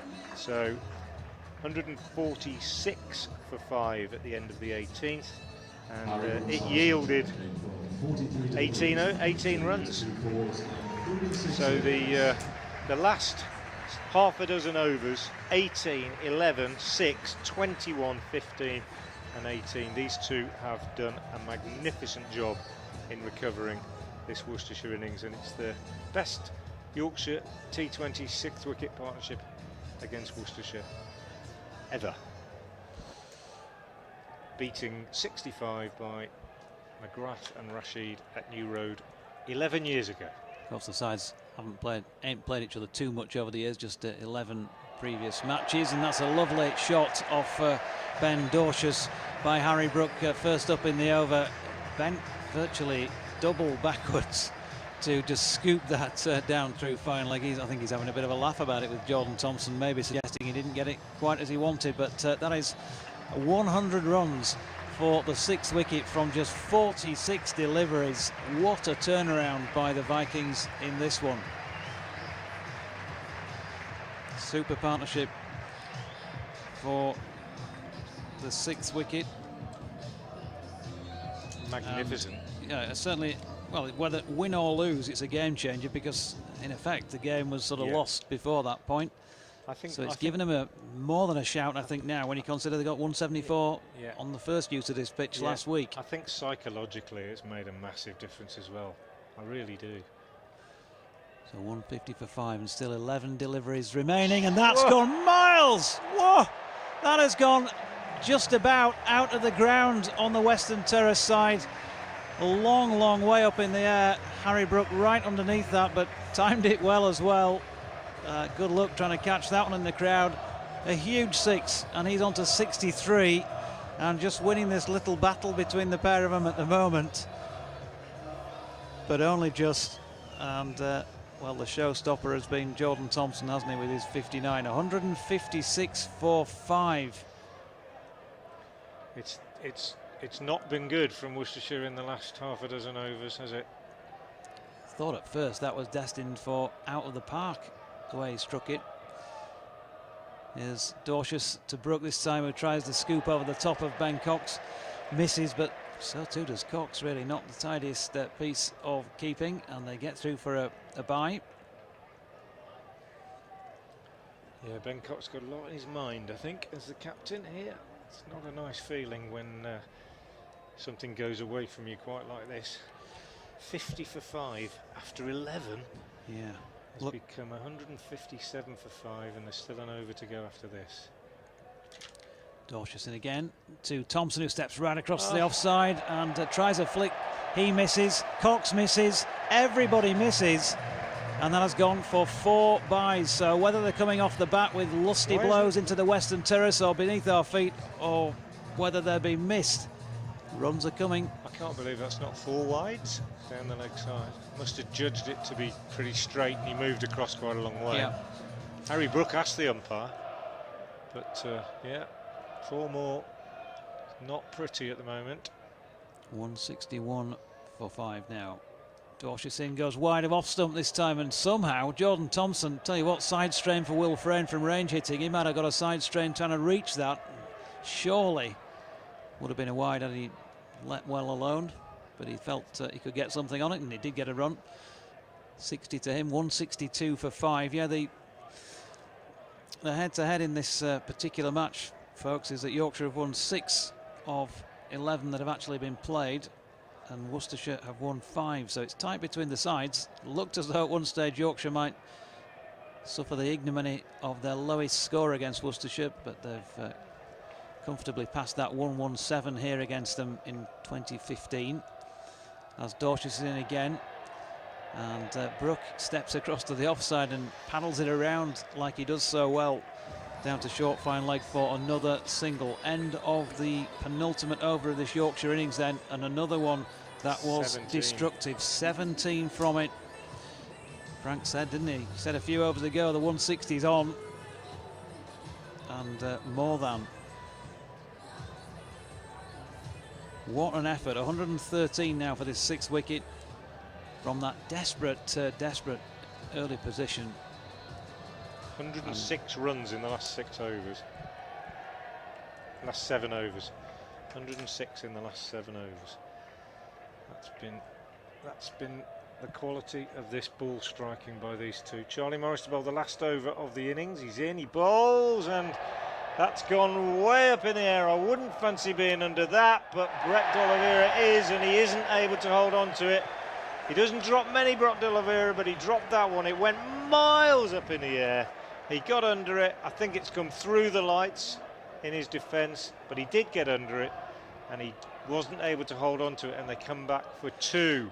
I think it ended up in a cloud. Yeah, it really did go. It went, well, we're sitting on the 4th floor, and it went above our eye level. Here comes Charlie Morris, second ball of the last over, 165 for 5. He's in, he bowls, and Brook drives down the ground this time.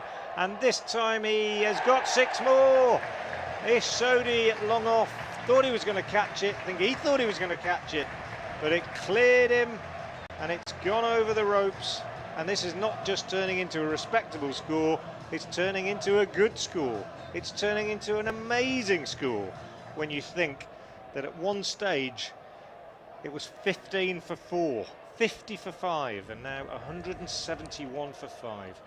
With 4 balls remaining, Morris is in, he bowls, and Brook swings this one around on the leg side, and this time only gets a single, as there's a diving stop by Dylan Pennington just inside the circle at short fine leg. 172 for 5, 3 balls left. I would not have bet on this when it was 50 for 5. And it's been magnificent ball striking by these two, thoroughly enjoyed by the raucous Western Terrace, even though it's only about, I suppose, 20% full, isn't it? Maybe 30% full, but they've made themselves heard and they've enjoyed it. Morris in bowls to the left-handed Thompson, who smashes it away on the offside. Massive hit over extra cover for 6. Fantastic strike. Magical flourish, as you say, Jonathan, with those arms. Big swings, like watching Bubba Watson drive the ball, isn't it? Gives himself room. Massive swing of the bat. Follow through right over his shoulder. Timed it well. 6 more, and it's massive now. 178 for 5. Jordan Thompson goes to 66 off just 28 balls. I was saying about the psychology of it. I mean, Worcestershire, after last night, came this morning. They'll have planned, they'll have talked, they had a great start. They'll think, yeah, everything's all right, but it's all gone horribly wrong in the last few overs. As Morris comes in and bowls a dot ball, Ben Cox tries to get a run out, throwing the ball up from behind the stumps, misses, and now it's called wide, which I thought was a little bit harsh given the batsman's movement, but there you go, it is a wide. And so we've had 5 byes, 3 leg byes, 5 wides and 2 no balls now. 15 extras, 11 of them have come in about the last 3 overs, and it's 180 for 5 now with 2 balls left. Charlie Morris to bowl to the right-handed Harry Brook, who's on 73. He's in, he bowls, and Brook goes big on the leg side, and it's 6 more. over deep mid-wicket. Fantastic ball striking from these two. And it's got very, very, very ugly for Worcestershire in the last half an hour or so. And they don't seem to have any answer at all. A magnificent partnership between these two. 136 they've now added for the 6th wicket. Yorkshire reached 50, that's as in the team reached 50 on 10.4 overs. Yeah. So 9 overs and 1 ball later, they've added 136 runs. Yeah. Amazing. Amazing. This game just never ceases to surprise you. It's not often I'm speechless, Frank. Not a good thing to be speechless. I said that last night. I was speechless. Not good when you're doing commentary. They're not speechless on the Western Terrace. They're full of it at the moment. That Worcestershire flag's still being waved. Some brave hearts as Charlie Morris comes in to bowl what he hopes will be the last ball of the innings. He's in now and bowls, and it's wide outside the off stump, and it's not the last ball of the innings because it's called wide, to the delight of the Yorkshire fans. And this over goes on. 187 for 5, 24 off this last over so far.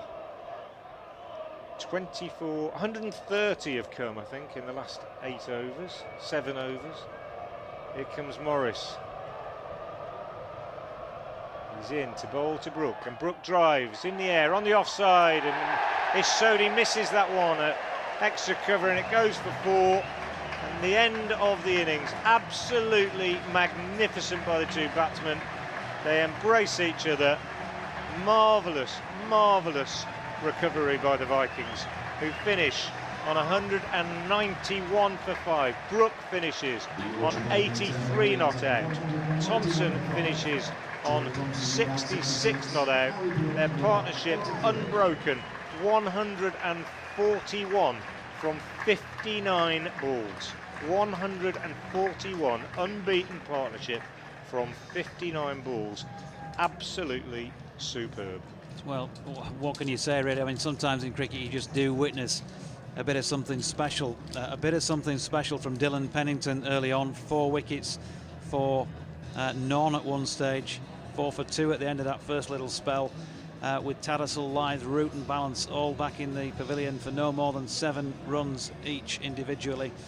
And George Hill, well, just running the ball around as he did, consolidating, trying to get things back on track with Harry Brook for Yorkshire. 12 off 18 deliveries, and then bang, Harry Brook, who'd been building nicely, as Frank says, 83 not out, and Jordan Thompson with that 66 not out.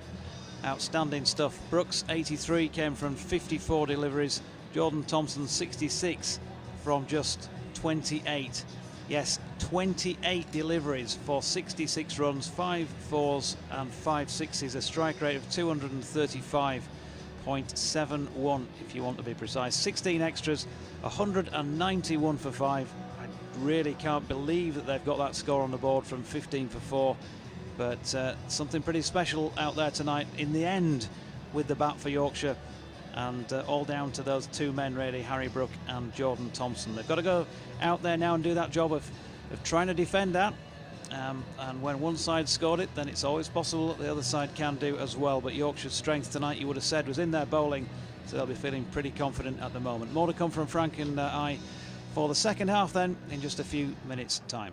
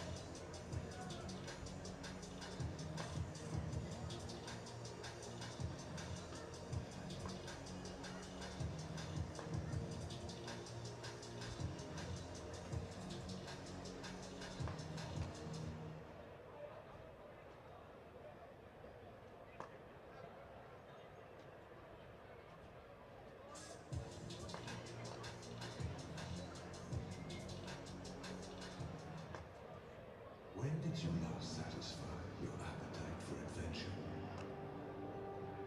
Indian mango and coconut, swirled with cream and covered in indulgent white chocolate. Choose your next adventure with Louis.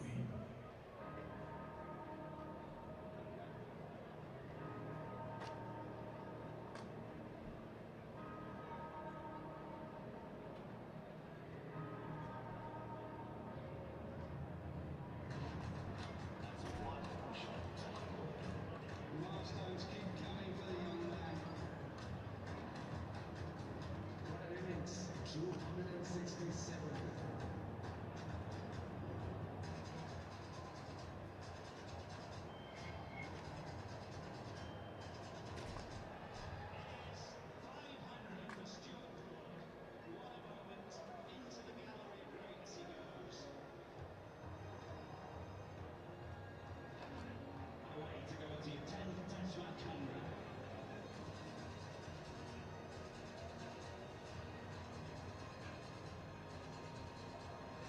Sydney's got there.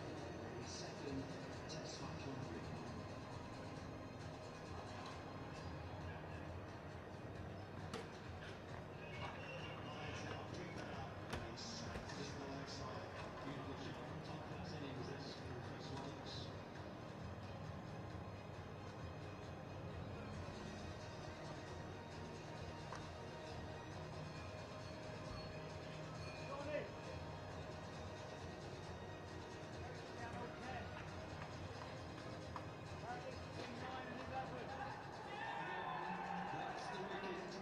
The expression changes immediately.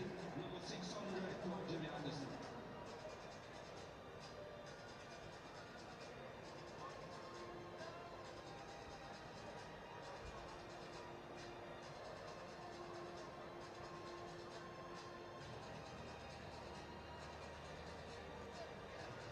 Oh, I can't tell you how tense this is.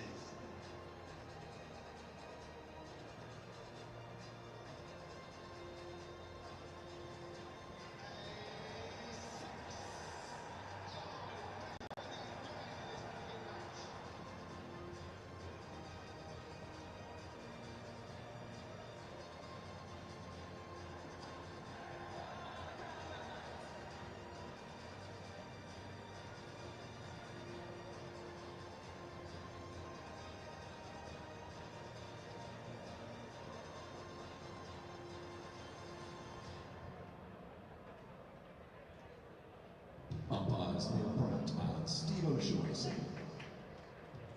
Joe Root leading out Yorkshire Vikings.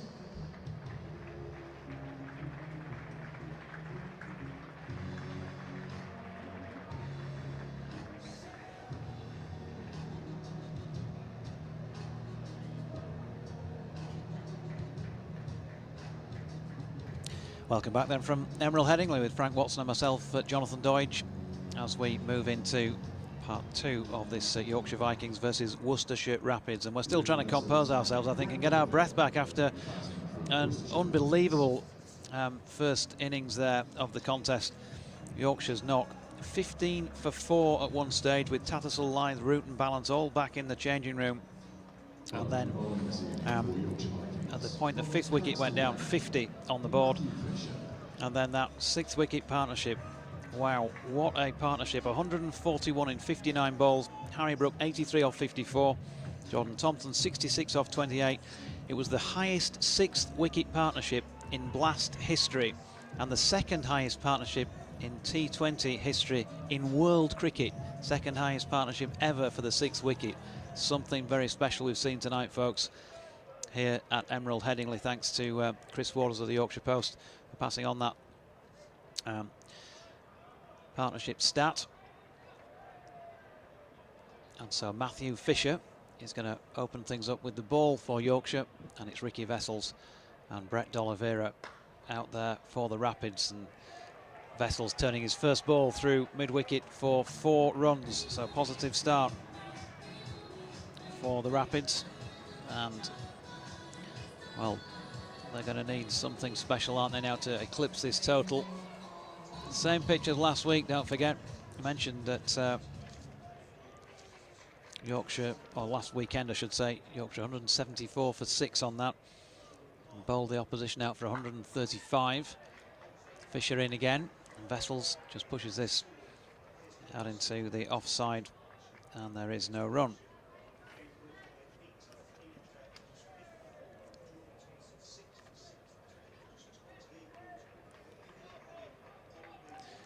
So breathtaking stuff. Just getting the the boundaries, excuse me, as he says, stretching over the desk as Fisher's in. And Vessels, nice shot through extra cover here. That is making its way towards the boundary and is not going to be cut off in the end by the chasing skipper Joe Root. So 2 boundaries early doors here. Yorkshire were of course 8 without loss themselves after their first over, but Phil Dix has kindly passed me the boundary measurements here at Emerald Headingley. So from where we're sitting in the Kirkstall Lane end, the straight boundary 62 metres, 61 metres the other way down to the Emerald stand. Biggest boundary on the ground, as I was hinting at when Jordan Thompson hit a 6 over it, is the 79 metres down towards the Taverners stand in the bottom corner, and he cleared that by some margin, as Fisher's next delivery is again dropped into the offside by Vessels, and there is no run. I'm surprised it's only 54 metres out towards the Western Terrace side. It seems not that short of equidistant, but yeah, having looked at it again, probably is a bit of an imbalance. 63 metres out towards the east side from where they're playing, as Vessels drops this into one of the men of the moment, Harry Brook, who's fielding at mid-wicket, but he can't prevent the single on this occasion. On to 9 without loss. Matthew Fisher has been bowling well since his return to the side last week. 2 for 15 from his 3 overs in the reverse fixture last Wednesday. Didn't get a wicket here against Derbyshire, but bowled very nicely indeed. 3 overs for 14 on Sunday. Good to see him back in the groove, of course. Suffers so often with injuries, as we already know from painful experience this season again. Here he comes, right arm over the wicket. And D'Oliveira drops that down to 3rd man, and they're through for 1 more. So it's all gone quiet at the moment. Obviously, massive predominance of spectators, if not all, Yorkshire Vikings fans. And so quiet just for the moment, but they've had plenty of excitement in the back half of that Yorkshire innings. And in response to that 191 for 5, after 1 over, the Rapids are 10 without loss. Frankie's back. I'm back. I'm still a bit stunned, I have to say. 28 off that last over. Just can't get over it. I mean, there was me saying, oh, I think they will get 160. They got 191. Amazing. 141 off 59 balls. It almost defies belief at the best of times, but when it's coming from a point of 50 for 5, it's absolutely amazing. They started the 18th over on 128 for 5. Yeah. So the last 3 overs. Yeah. 4 overs, my apologies. Joe Root from the Emerald stand end bowls to D'Oliveira. Shout for LBW. Goes down imploring the umpire on his knees. D'Oliveira waves his arm, suggesting, thinks he might have got a little nick on it. Anyway, 10 without loss. Yeah, so the last 4 overs, I should say, went for 21, 18, 17, 28. Amazing. Root bowls. D'Oliveira works this away on the onside for a single. Yeah, last 4 overs by my reckoning, 28, 17, 18, 11. So that's 29, 39, 46, 66, 74 off the last 4 overs. Goodness me. Well, the game never ceases to amaze. Joe Root over the wicket into Ricky Vessels, throws this one up, and Vessels drives, and D'Oliveira is run out at the non-striker's end, off the bowler's hands.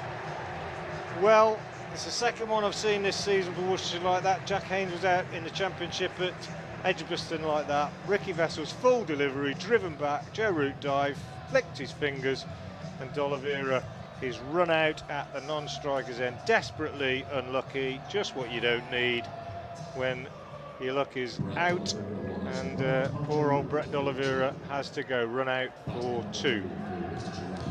Yeah, there's not a lot you can say with that, is there really? I mean, no, it's just it's one of the cruelest dismissals in cricket, isn't it? yeah, the pedants out there will say, well, he shouldn't have been out of his ground, should he? No. And that is fact, I guess. At the end of the day, he shouldn't have been out of his ground. But everybody knows that. I think anybody who's played cricket does the same thing. Yeah. They wander out. It's a once in several seasons chance, isn't it, that it's going to happen to him. Route to Vessels, same delivery, driven beautifully through the offside by Vessels. He'll only get 2, I think. Lockie Ferguson is the fielder running down from mid-off to do the fielding. And they get 2. Vessels moves on to 11, total to 13 for 1. The man out, D'Oliveira, unfortunately run out at the non-striker's end, backing up when a straight drive from Vessels flicked Joe Root's fingers. Here's Root again over the wicket. He bowls. This one's flatter and driven beautifully by Vessels, but very well stopped by Adam Lyth at short extra cover. Otherwise that was 4, I think, if that had gone through. But good fielding and no runs accrued. Root again is in, bowls short, full and flat, and Vessels goes back and heaves it away on the onside. Wasn't short enough to pull really, just guessed at the length really, got it away, picked up a single, kept the bowling. He's on 12, 14 for 1 at the end of the second over. Yeah, Yorkshire 13 without loss at this stage, and it was in that third over that things really did start to happen, wasn't it? Dylan Pennington with 3 wickets in it. So from 13 for none after 2, Yorkshire ended up 13 for 3 after 3, a triple wicket maiden. As Matthew Fisher got that in him. 1 over for 10 so far. He's coming in now and bowling to Vessels, who pulls this short of length delivery and really got what it deserved. 4 runs into the foot of the Emerald stand. Not Matthew Fisher's best. So on to 18 for 1.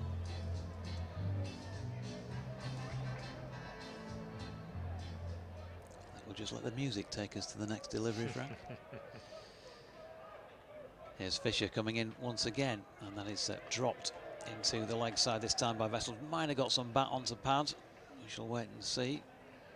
There is no signal from the umpire, so let's take it that he did. He's on to 17 then. So he's made a good fist of it first up. But of course, just a different game, isn't it? A, when you're chasing anyway, there's the scoreboard pressure, but B, when you just think about the momentum shift in this match. Psychology of it. Chasing 150 would have been bad enough, really, given that they were 50 for 5. Fisher into Fell, who's dropped this one down to short third man. And, well, guess who's there? Yeah, Jordan Thompson doing the fielding. 19 for 1. That was a dot ball. And, yeah, well, maybe, who knows? You know the players a lot better than I do. Maybe they were guilty of clocking off. Maybe they thought we're really, massively into the opposition here. This is it. And maybe there was just that element of relaxation that we've got 4 or 5 of them out. The rest will now follow. That might have happened, but I don't think it's not a deliberate thing, is it? It happens with football teams, doesn't it? When they get 2 or 3 up and you think your job's done, you're thinking. I said it before that last night was horrendous. They would all have gone to bed last night thinking about that and thought about it all day today, and they've suddenly roles reversed. They're feeling a lot better, but you've got to finish the job. We had another Fisher dot, and he's in again, bowling to Fell, who's trying to force this away on the leg side, but misses out. Dropping down into the pitch short of him, and there is no run. Men out at the moment. There is a deep backward square leg. And he said looking around for the other man outside the circle. Third man, he's hiding down there in front of the black sight screen. Looks as though it's George Hill, I think, out there, deep backward square. As Fisher is in, and that is pushed up to Lockie Ferguson, who's in the onside. Running round from mid-on to field, they get a single. So Fell off the mark, Vessels on 17. 3 overs now gone, and the Rapids, well, in a better position than Yorkshire were at the same stage, but have they got it in them to sustain a challenge over the next 17 overs? 20 for 1 they are. I don't think many sides have got it in them to score 141 off 59 balls, whoever they are, which is what we saw tonight from Harry Brook and Jordan Thompson. It's just sensational, just sensational. Anyway, Joe Root's going to carry on, having bowled the first over from that end. Bowls this one to Fell, who goes back and punches it out on the onside for a single, which takes him on to 2 and the total on to 21 for 1. Joe Root, right arm over the wicket, off spin from the Emerald stand end, comes into Ricky Vessels. This one's short and pulled away by Vessels for 4. Root trying to bowl a flatter, quicker one and just dragged it down, and Vessels quickly onto it, smacked it away through mid-wicket for a boundary. Takes him on to 21 and the Rapids on to 25 for 1 in the 4th. Joe Root just having a word now with one of his senior men. Adam Lyde, I think it is, who's come up from long on. No, it's Gary Balance who's come up from long on. Just having a chat about the field, and they've made a change. He's going to bowl an off-stump line, I think now. He's got 5 men on the offside saving 1. Nobody in front of the wicket on the leg side saving 1. And he bowls to Vessels, and Vessels goes in front of the wicket on the onside, but only get a single. As Jordan Thompson, the man of the moment, comes in off the leg side boundary to do the fielding. 26 for 1. A raucous, if COVID, crowd. By that I mean COVID in terms of restricted numbers, as Root bowls to Fell, who pushes out on the leg side. This time, will they come back for 2? No, they decide not to, as Gary Balance comes off the boundary at long on and throws that back in to the keeper. 27 for 1. Have I misidentified? Don Bess. Oh, it's Don Bess, I beg your pardon. I beg your pardon. Root in, bowls, and Vessels works this one away on the onside. He will get 2 this time because it's gone quite a long way to the right of Jordan Thompson, who's at deep mid-wicket. And the throw comes back in to Johnny Tattersall. They take 2. Vessels has 24. Fell has 3. 29 for 1. The man out, D'Oliveira, unfortunately run out at the non-striker's end. As Root comes in and bowls to Vessels, who drives straight down the ground for 4. Lovely shot over the bowler's head. Root expensive in that over. Vessels gets his second boundary of the over. The over is completed, and the Rapids are 33 for 1 off 4. 13 coming off that one, and Ricky Vessels has 28. Yeah, so there's an opportunity. They're certainly much further on than the Vikings were at the same stage. 15 for 4 they were by now, and it looks as though Lockie Ferguson is being unleashed from this Kirkstall Lane end of the ground, and he's impressed me in this competition so far.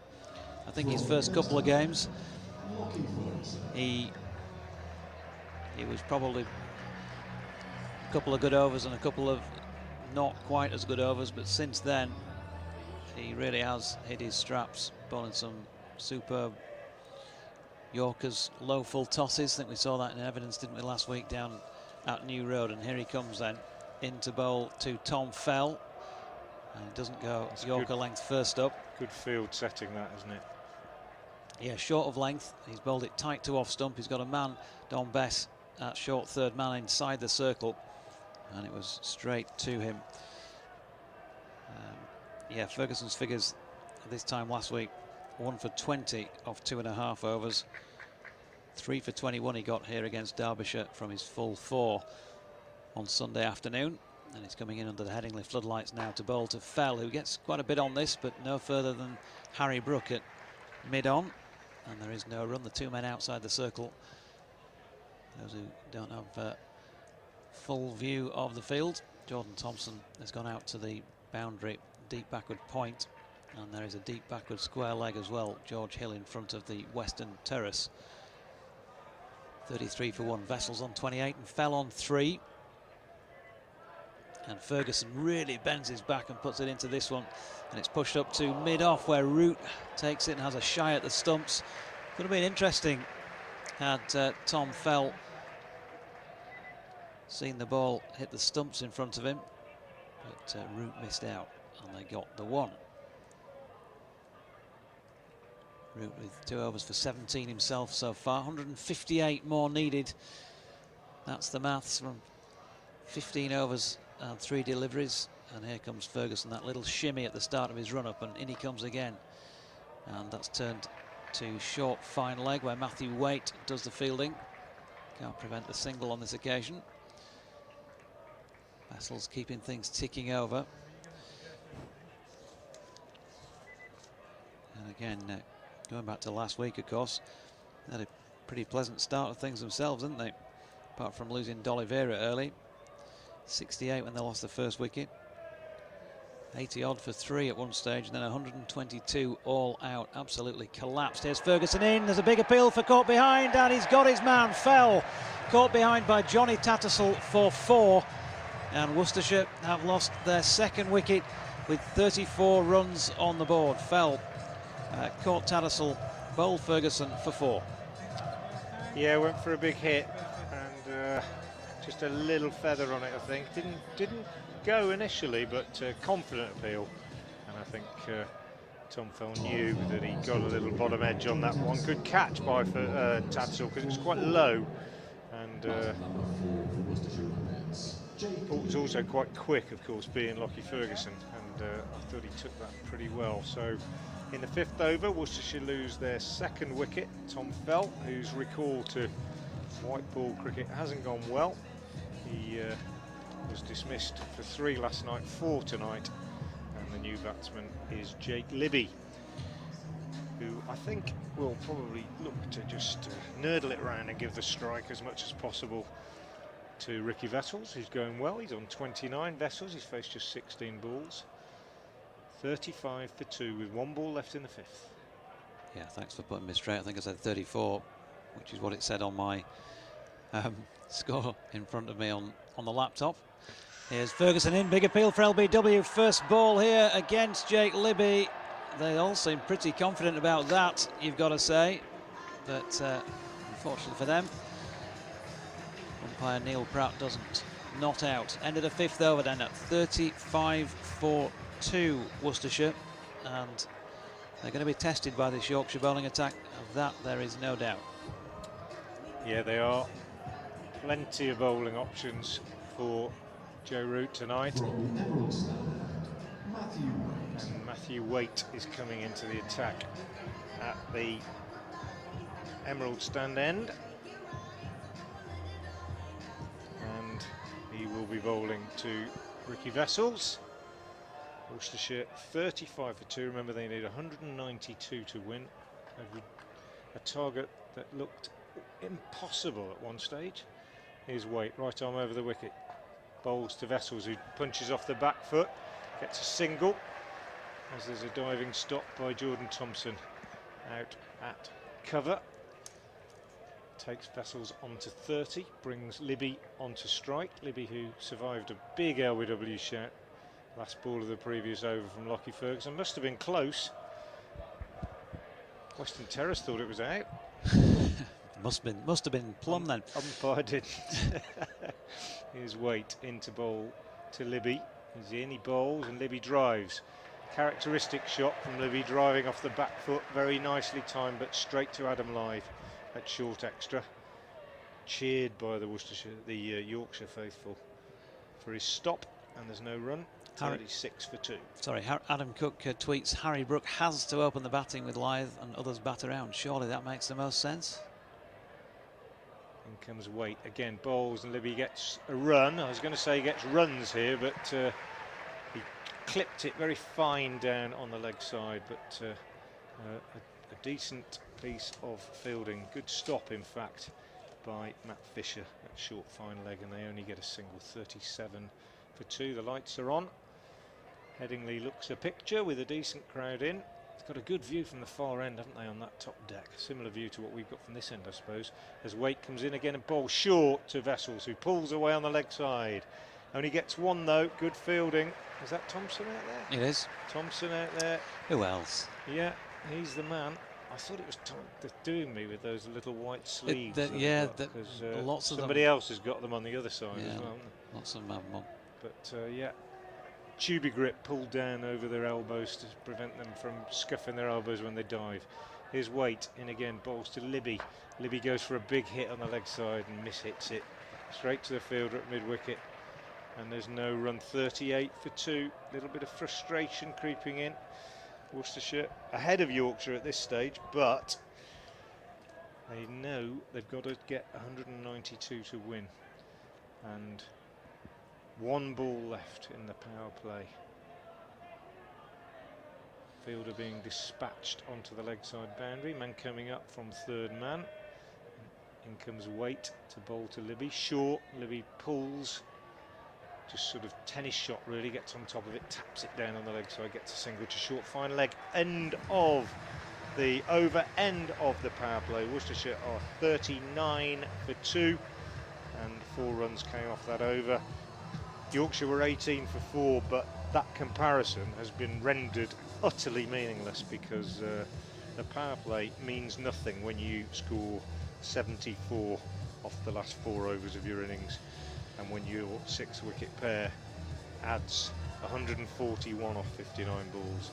So forget what Yorkshire's woes at the start of their innings and just concentrate on the fact that Worcestershire need 192 to win and they're 39 for 2 after the power play. Sorry. My apologies, Jordan Thompson coming in to start the bowling. To continue the bowling and start his own bowling spell for the evening. Charlie Hughes reflecting on the PA announcer's voice. He's in the next room tonight actually, just saw him out the back at the break. Fergie, I said we've been talking about you more than the cricket during the first half. So Charlie Hughes says would have said the Yorkshire announcer's voice was hypnotic. Yeah. Here's Thompson coming in from the Kirkstall lane end, bowling to Libby, who flicks it up to Adam Lyth at mid-on, and they get a single. Charlie, by the way, is the Gloucester City FC PA announcer, so he knows a good voice when he hears one. Indeed. And Tony Sweeney says Brooke and Thompson are fast becoming integral players in the side this season. Good to see the next generation putting their hands up when it matters. Lily, Jordan Thompson is on fire tonight. And Lee Palmer says that was just amazing. Thompson, the man who was a very hefty part of it, is bowling here, short of length, and Vessels works that to deep backward square leg on the boundary for a single. Bent Nielsen, hi JD. I guess it doesn't matter how far down the batting order runs are scored. Well done, Brooke and Thompson, but it does to us poor supporters' nerves and likely also the commentators. I'm not sure about nerves. Just they looked in a lot of trouble, as I think you might have heard me say. Thompson in, and nice slower delivery. Libby has to wait a long time, but plays a measured little push into the offside and picks up a single for it. Gary Birdsall says, I see Adil has taken 2 wickets for England tonight. We've not even got to the England score, have we? All the other scores in this competition with what's been going on here. Sri Lanka made 129 for 7, England 13 without loss in reply, as Thompson's next delivery is cut backward of point for 4. He's human after all. He's gone for a boundary.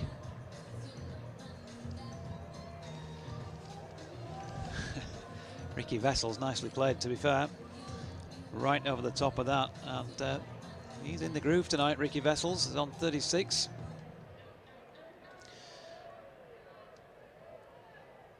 As Jordan Thompson then, with 2 left in this his first over, and again slows things down. Vessels has to wait a long time before tucking it into the leg side and picking up a single.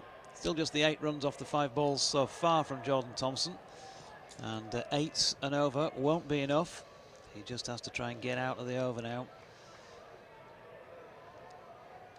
without conceding another boundary. And in he comes to bowl to Libby. There's a crowd catch behind by Johnny Tattersall, but there is no run. So 47 for 2 at the end of the 7th over. And yes, Adil Rashid, he took 2 for 17 from his 4 overs for England. 2 wickets for Sam Curran, 1 each for Mark Wood and Chris Jordan, and Liam Livingston, 129 for 7.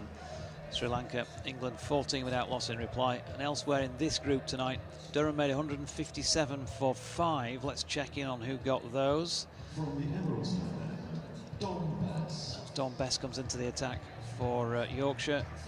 Ben Stokes bowling tonight, so let's see if he got any with the bat though.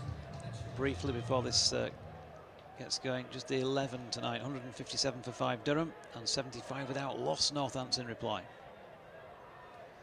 Don Best from the Emerald Stand end will be bowling to Ricky Vessels. I'll only have time to describe half the over, I think, before I have to go off and update BBC Hereford and Worcester listeners. Starts with a quick delivery down the leg side, which Vessels chips away on the leg side for a single. And good over from Thompson. Varied his pace really well, I thought. Did concede that one boundary, but modern bowling, modern seam bowling in the white ball game. Lots of variations, fingers running across the seam. And it was good. Best to bowl to Libby. He's in, bowls, sort of round arm from Best, short, and Libby pulls away on the onside, but he'll only get a single down to long on. And there's no more than that available. 49 for 2 in the 8th. And Don Bess to bowl to Ricky Vessels, who's on 38. Comes in now. Vessels is driving this one straight down the ground for another single. Brings up the 50. 50 for 2 halfway through the 8th. And I will leave you with Jonathan. So 7.3 overs in for that 50. Yorkshire, as I mentioned, I think when they were batting, 10.4 overs to get to their 50. We know what happened after that. Here is Bess coming in again. Now then, this time he's been launched down the ground, but no further than long off. And the catch has been taken. And that is the end of Jake Libby, who has gone. And it's one of the men of the moment tonight, isn't it? Harry Brook, who else, who takes the catch out on the long off boundary on Dominic Bess, who bowled so well here against Derbyshire on Sunday with 3 for 21 from his 4 overs, is among the wickets again in his very first over. Worcestershire 50 now for the loss of 3 wickets.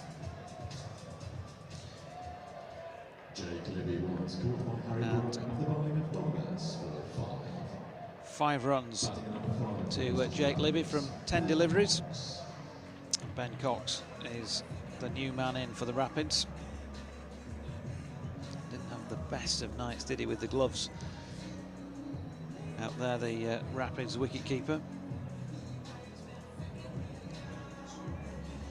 So can he redress the balance with bat in hand this time?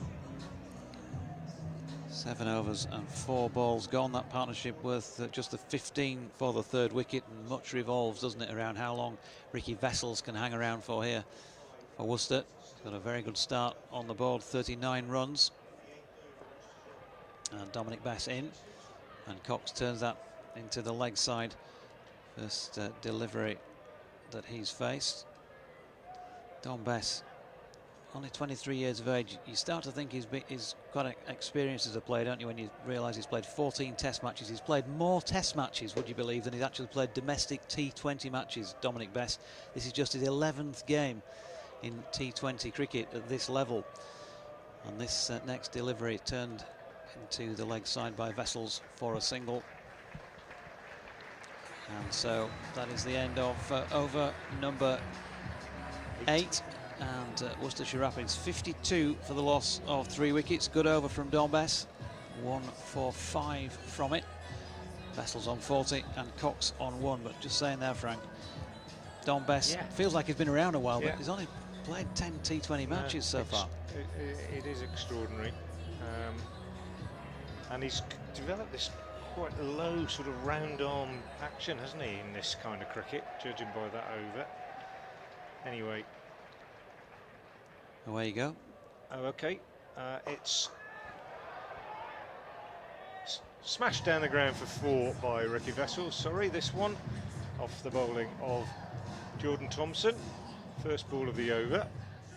Full, straight, didn't quite get his length right, just a bit too full, and Vessels, who carries Worcestershire's hopes, you kind of feel at the moment, although he has just been joined by Ben Cox, and he goes to 44, 56 for 3, as in comes Thompson again. This time it's full outside the off stump and driven by Vessels up to long off. They come back for a couple.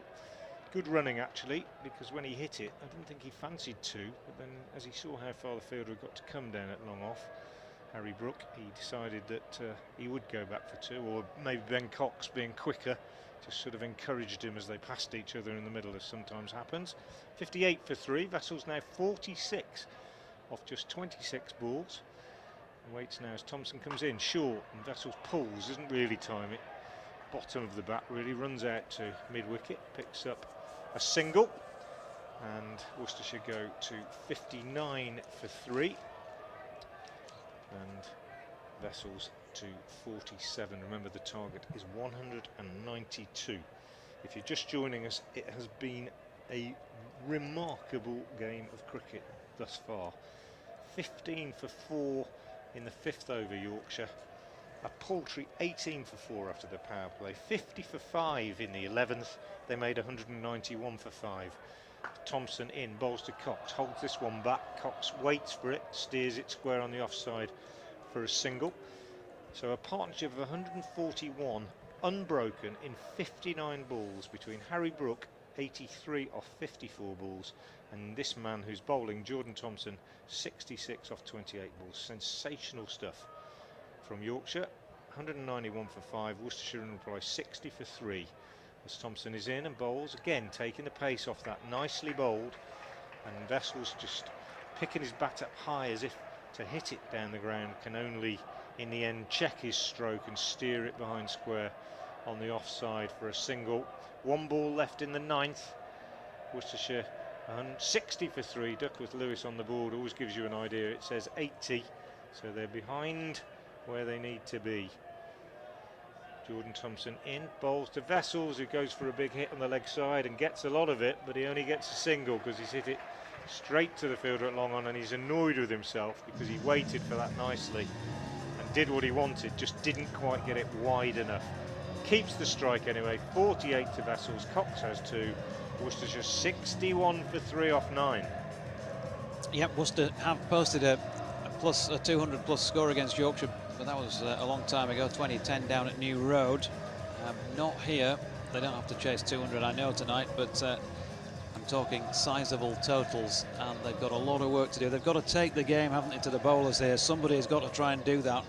When you've already lost 3 wickets, well, we saw what happened down at New Road last week when they really did tumble once Yorkshire got in them. On credit to Worcestershire in the sense that they kept going at it. They could have just sat on the bat and run it around and been happy to lose by less runs, but never been, attacked the Yorkshire total. Vessels turns his first best delivery through deep mid-wicket for a single.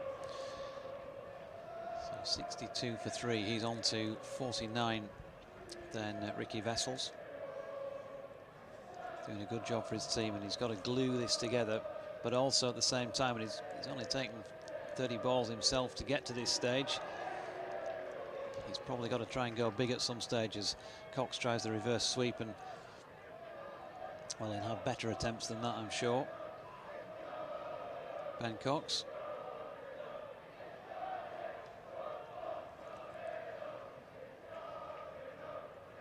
Football chants from the Western Terrace.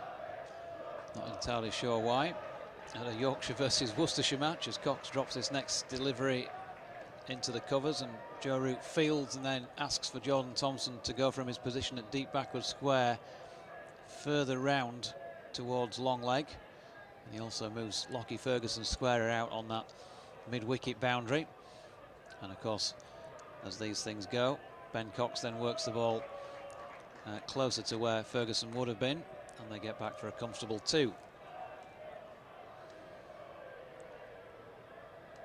At Frank Watson 58 or at Jonathan Deutsch for yours truly, if you want to get in touch with us on Twitter.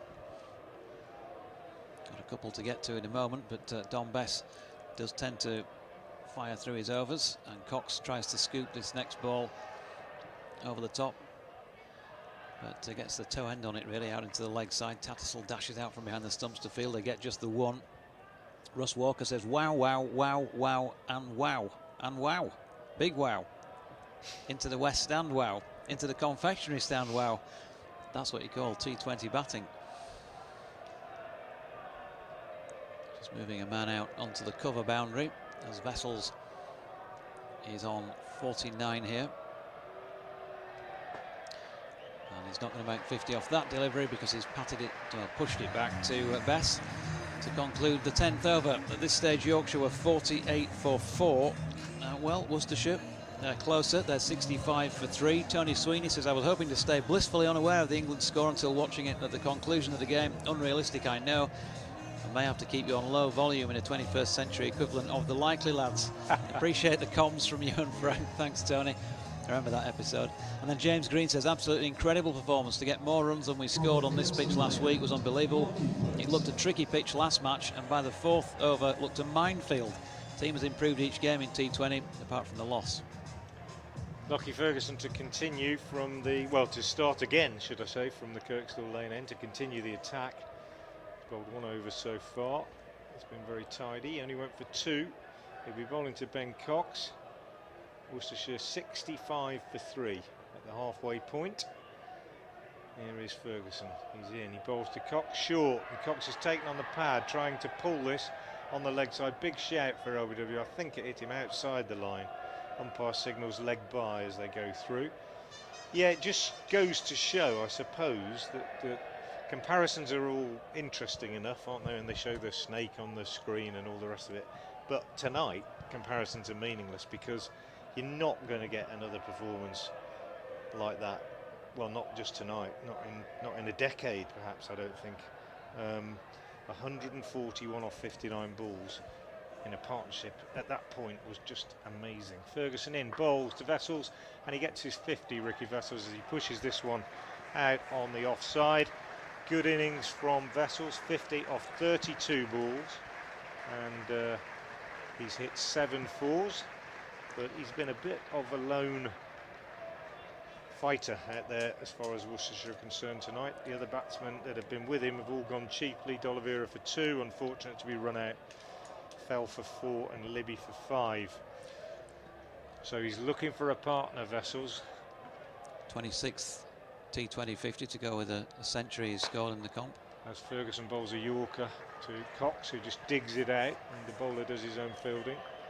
Yeah, he's got a good record. Ricky Vessels, fine white ball player. Well, he's not got a bad record in red ball cricket. Certainly been highlights. But as I say, he needs somebody else to go big tonight. Ross Whiteley, of course, still in the pavilion. But it's a tall order for Worcestershire from here. 192 the target, 67 for 3 at the moment. Ferguson in, short to Cox, who goes to pull this one, which got big on him, and he gets a top edge, and it goes over Johnny Tattersall, who was interested for a minute, thinking he might get a catch, but it dropped about 5 or 10 yards past him and ran down to long leg, and they took 2, which takes Cox on to 7. 69 for 3. The Rapids needing 192 to win. And Lockie Ferguson turns again, moving away from us. Straight approach. He's in to Cox. He bowls, and good length this time. Cox looks to work it on the leg side. Taken on the pad, I think. And they go through for a leg by as Johnny Tattersall flings off a glove and runs after it. Does the fielding behind square. Flings off both gloves, actually, I think, Tattersall. Quite a skill to do that. Yep. 70 for 3. Vessels has 50. Worcestershire need a boundary. Last ball of the 11th over. Will they get it? Field fairly well spread, obviously, at this point. Just 4 inside the circle. Here's Ferguson. Bowls to Vessels, short. And Vessels heaves it away on the leg side. Doesn't get a boundary. He's nearly caught at mid-wicket by diving fielder Bess. who is Dom Bess. My bête noire tonight, Dom Bess, in terms of fielder identification.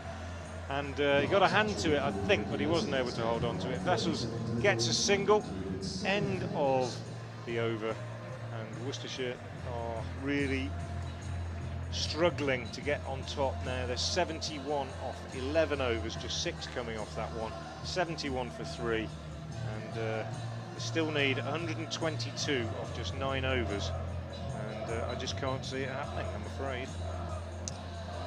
No, it's not looking likely at this moment in time, but then, as we saw earlier, it's a funny game, is cricket.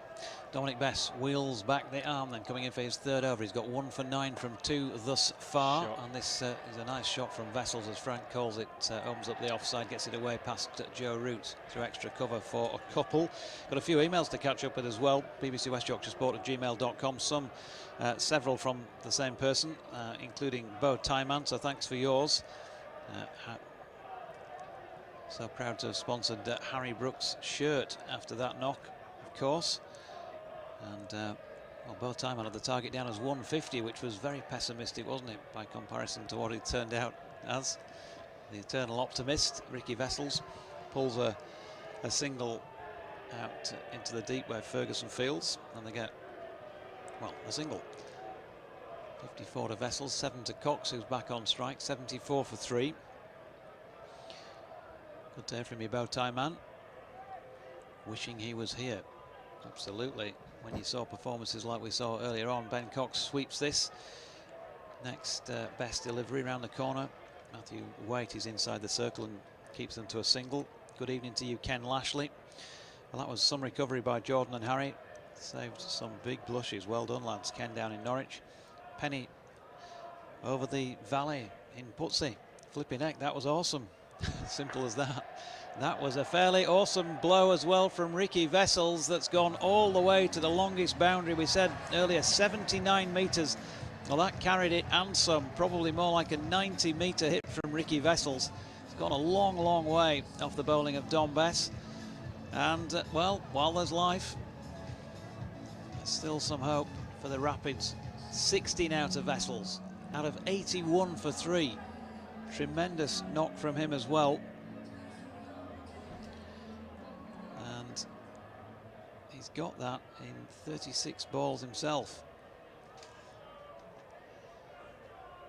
Good knock, sir. Here's Bess into Vessels, who whips this rather than hammers it in the air. And he's going to just pick up the one out to Lockie Ferguson on the deep mid-wicket boundary. And John says, good evening, JD and Frank. Still trying to digest those 20 overs of Vikings batting. Let's stick with the positives. Brilliant by Brooke and Thompson to change the match momentum. I do think, not from just this match, but going forward, the Vikings opening partnership should be Jordan Thompson and any other. Ben Cox waits, and he's flicking this next best delivery into mid-wicket. Ferguson's in. Can't prevent the 2, though, despite a good piece of fielding. Good running between the wickets. Jordan Cox then moves on to 10. Partnership now worth 34 for this 4th wicket. And Dominic Bess finishes his 3rd over with 1 for 22 on the board. And the Worcestershire Rapids, well, they have 84 for the loss of 3 with 8 overs remaining. They need 108 to win. So 13 off that 12th over. It was just about this point, wasn't it, in the carnage really started to happen.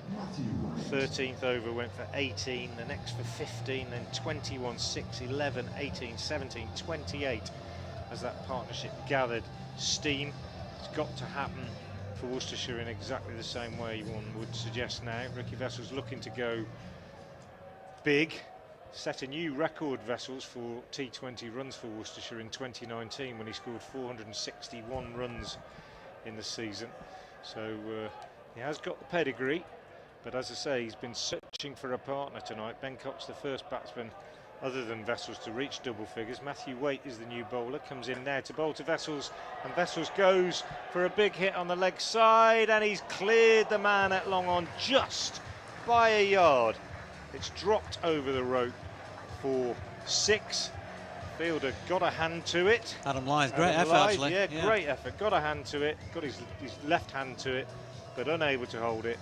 We saw Lyde take one of those catches at New Road the other day, didn't we, where he popped it back up and ran back in. He couldn't even do the same here because it dropped actually over the rope, but just.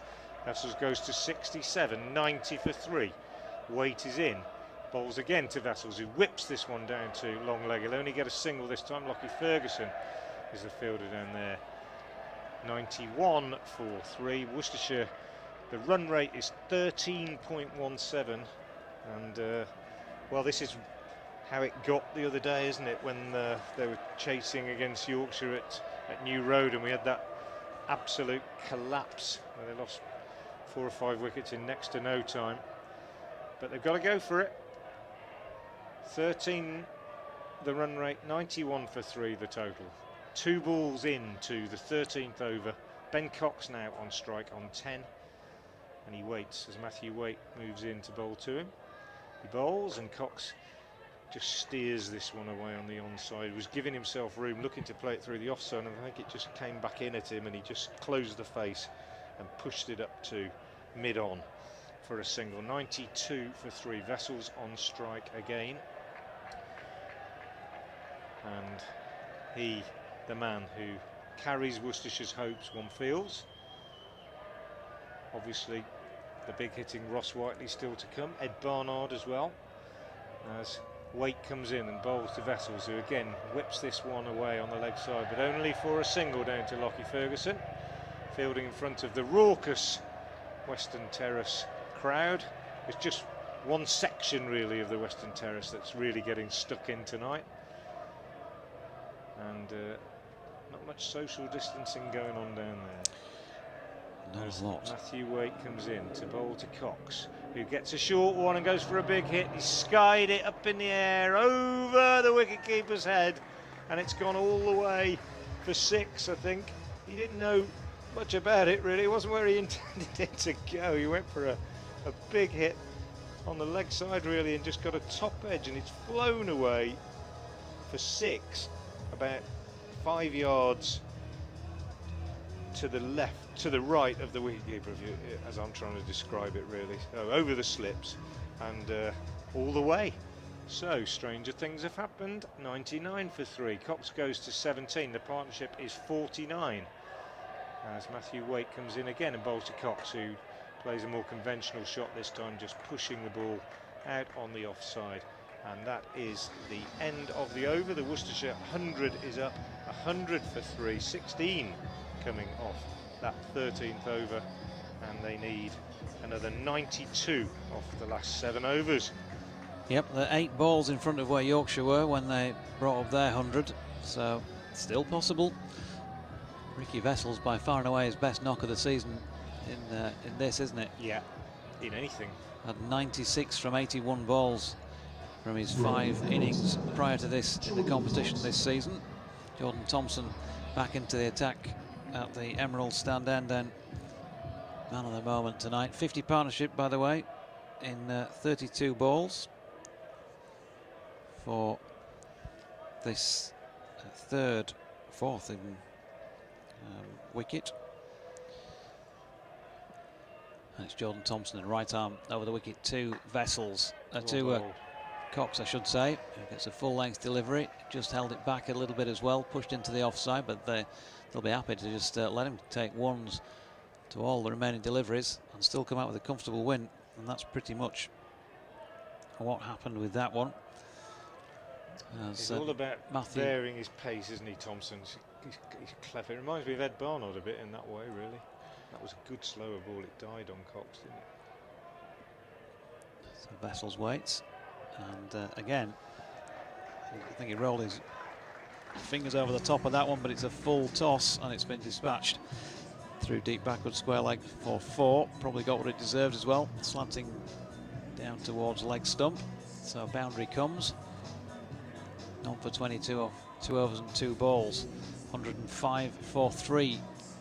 Now the Worcester Rapids, listening to Frank Watson and myself, Jonathan Deutsch, across our respective BBC stations, and of course on the BBC Sport app and website. Yorkshire Vikings taking on Worcestershire Rapids, and the Vikings from a perilous early position made 191 for 5 This man who's bowling now, Jordan Thompson, involved in a monumental unbroken 6-wicket partnership. He's going to concede 2 to Ricky Vessels off that delivery. That was pushed up wide of long on. But 141 unbroken for the 6th wicket in 59 balls between Harry Brook, who made 83 not out, and Jordan Thompson 66 not out. It's the highest 6-wicket partnership in Blast history and the 2nd highest in world cricket in T20 since it officially became a form of the game. 2nd best for the 6th wicket in any game in the world. That's a very impressive statistic, as they got a single to that next delivery from Thompson to Vessels. Mentioned our local respective stations. A bit of a sad day today actually for BBC Radio Leeds. Tell you more in a moment, because Thompson's coming in, and that's a lovely shot by Ben Cox, who swatted it straight back over Jordan Thompson's head. 1, possibly 2 bounces and into the foot of the Emerald stand for a very well played 4 runs to the Rapids keeper batsman. He's on to 23, 112 for 3. So yeah, sad day, because 774 medium wave, the frequency, was finally closed today at around about 11:15 this morning. That was the end of BBC Radio Leeds 774 medium wave. My first ever BBC Radio Leeds broadcast was on that frequency. We lost our 738 a while ago. Thompson in, lovely shot from Cox, who's whipped that away fine past the outstretched diving Johnny Tattersall. And so an expensive over by the standards of this innings from a Yorkshire perspective. Jordan Thompson, who whacked it to all parts with the bat, has gone for a few in it, and he's gone for 33 now off his 3 overs, 116 for 3. Yeah, back in I think circa 1998. Keighley Cougars against Featherstone Rovers on my home telephone that I took and plugged in the stand there. Yeah. I did my first ever broadcast on Radio Leeds on 774 medium wave into the night sports show. Broadcasting history was changed forever. Overs 12, 13 and 14 have brought 13, 16 and 16 for Worcestershire, so they're accelerating just when they needed to, and at a very similar time to when Yorkshire accelerated in their innings. Matt Fisher is the new bowler at the Kirkstall lane end, moving away from us now to bowl to Ricky Vessels. Bowls, and Vessels goes for a big hit on the leg side, doesn't really get hold of it, only gets a single and loses the strike, although Ben Cox, to be fair, has picked up the mantle really in the last over or 2. He's got 27 off 18 balls. Vessels now 77 off 44 balls. And Worcestershire still requiring, well, the run rate's come down just below 13, 12.86. If they'd kept Yorkshire to 150, 160, as it looked as though they could, things would look very different. As Fisher comes in and bowls to Cox short, Cox goes for a swivelling pull shot and just gets the ball low down on the bat and squirts it out on the leg side for a single. 118 for 3. Vessels on strike on 77. He's played really well, Ricky Vessels. But he needs to carry on, and Yorkshire need that wicket, don't they? Yeah, I think that was just on him a little bit quickly, wasn't it? Yeah, he's pushed it through Matthew Fisher. Hit the deck quite hard, didn't he? And he comes again now. Bowls to Vessels, goes for the Yorker, and he's bowled him. That's a really big wicket. Really big wicket. Ricky Vessels out for 77. Fine innings, but undone by Matt Fisher. Just what Yorkshire needed. Yeah, superb. Fell over the Yorker, really well bowled.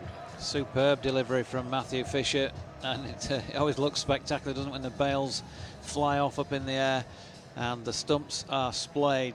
And well, talk about execution. That was absolutely spot on from the young Yorkshire seamer, but an excellent knock from Ricky Vessels. Take nothing away from him. He's battled really hard to try and get his side in with a chance of knocking off this Yorkshire total. 53 minutes, 45 balls, 8 fours and 2 sixes in his 77 runs, 118 for 4 now, Worcester. Yeah, big wicket, big wicket for Matt Fisher. Brings Ross Whiteley in, another big hitter, but he hasn't got much time to have a look at it. It's nice if you got an over or 2, isn't it, just to push it round, but he's really got to get on with it straight away. The run rate 13.4, and that's a really good piece of bowling by Matt Fisher. Ricky Vessels played well, but Worcestershire chasing just a few more than they probably should be, and it's looking a tall order as Whiteley faces Fisher, and this one takes him on the pad, drops down on the onside. Ben Cox is through for a single. Ross Whiteley didn't know anything about it and set off belatedly. He managed to get in, and another run is added, a leg by. An early indicator, isn't it, of suddenly now the pressure. We've got to keep this to the area. 72 now. Yeah, 73 off 32 is... That really puts it into perspective, doesn't it, really? Who's going to come in and play like that? Ben Cox waits as Matt Fisher comes in, bowls to him, short. That's a lovely shot from Cox. He's pinged it away behind square on the leg side, but sadly for him, straight to the fielder on the leg side boundary, and they can't get any more than a single. Cox goes to 29. He won't hit many better than that all season, but he probably wishes he hadn't hit it half so well and it had gone in a gap. Such is life. Whiteley waits as Fisher comes in to bowl to him. Bowls and Whiteley gets 4. Tickles this off his pads down the leg side. Not a good delivery from Fisher on this occasion, just drifting in to Whiteley pads, and all he had to do was get some wood on it, and he did, and it goes down to the boundary. So the end of the over, it yielded 8 runs, 124 for 4, but the big wicket of Ricky Vessels in that over. Yep, see what effect that has in the longer term on the outcome of this one. Just checking in elsewhere while we've got an opportunity. Reminder, Sri Lanka down in Cardiff made 129 for 7. England well on their way to winning that one, 80 for 1 into the 10th over. Tom Bess is back into the Yorkshire attack at the Emerald stand end of the ground, and he's going to be bowling here to Ben Cox. Here he comes, flicked off the legs by Cox through mid-wicket. Ferguson scurries into field and keeping to 1. Meanwhile, at Chesterland Street in this group, Durham playing Northants, of course, and at Northants, well, without a win going into the match tonight, Durham in 4th place and level on points with Yorkshire from the same number of games played, just a worse net run rate, so well in the hunt for qualification for the knockout stages. They made 157 for 5, but they look like they're going to go down to their first defeat. Northants' first win, I should say, of the season, not Durham's first defeat, as Ross Whiteley hammers that one up to long off where Adam Lyth fields and they get through for 1. So Durham, although they beat Yorkshire, have lost 1 prior to tonight. That's going to damage their chances, losing to the bottom of the table side. Northants here at Headingley, of course, to take on Yorkshire on Saturday afternoon, a 2:30 start. As Ben Cox sweeps this one out through mid-wicket, and Lockie Ferguson makes a real hash of fielding that. It's one of those where he's a little bit unlucky because he's just positioned himself behind the wicket. The practice wicket ends, and it's probably bobbled up off something around where the bowler's footmarks are, or maybe the batting crease. Probably more like the bowler's footmarks, but still, it wasn't travelling particularly quickly, and he'll be a bit embarrassed by that one as Cox just uses his feet to come down to Bess this next delivery and pushes it up to Harry Brook, long off for a single. 131 for 4. Whiteley back on strike, he's on 5, and Cox with that bit of fortune, he's moved on to 35 now. 61 needed from 26 balls.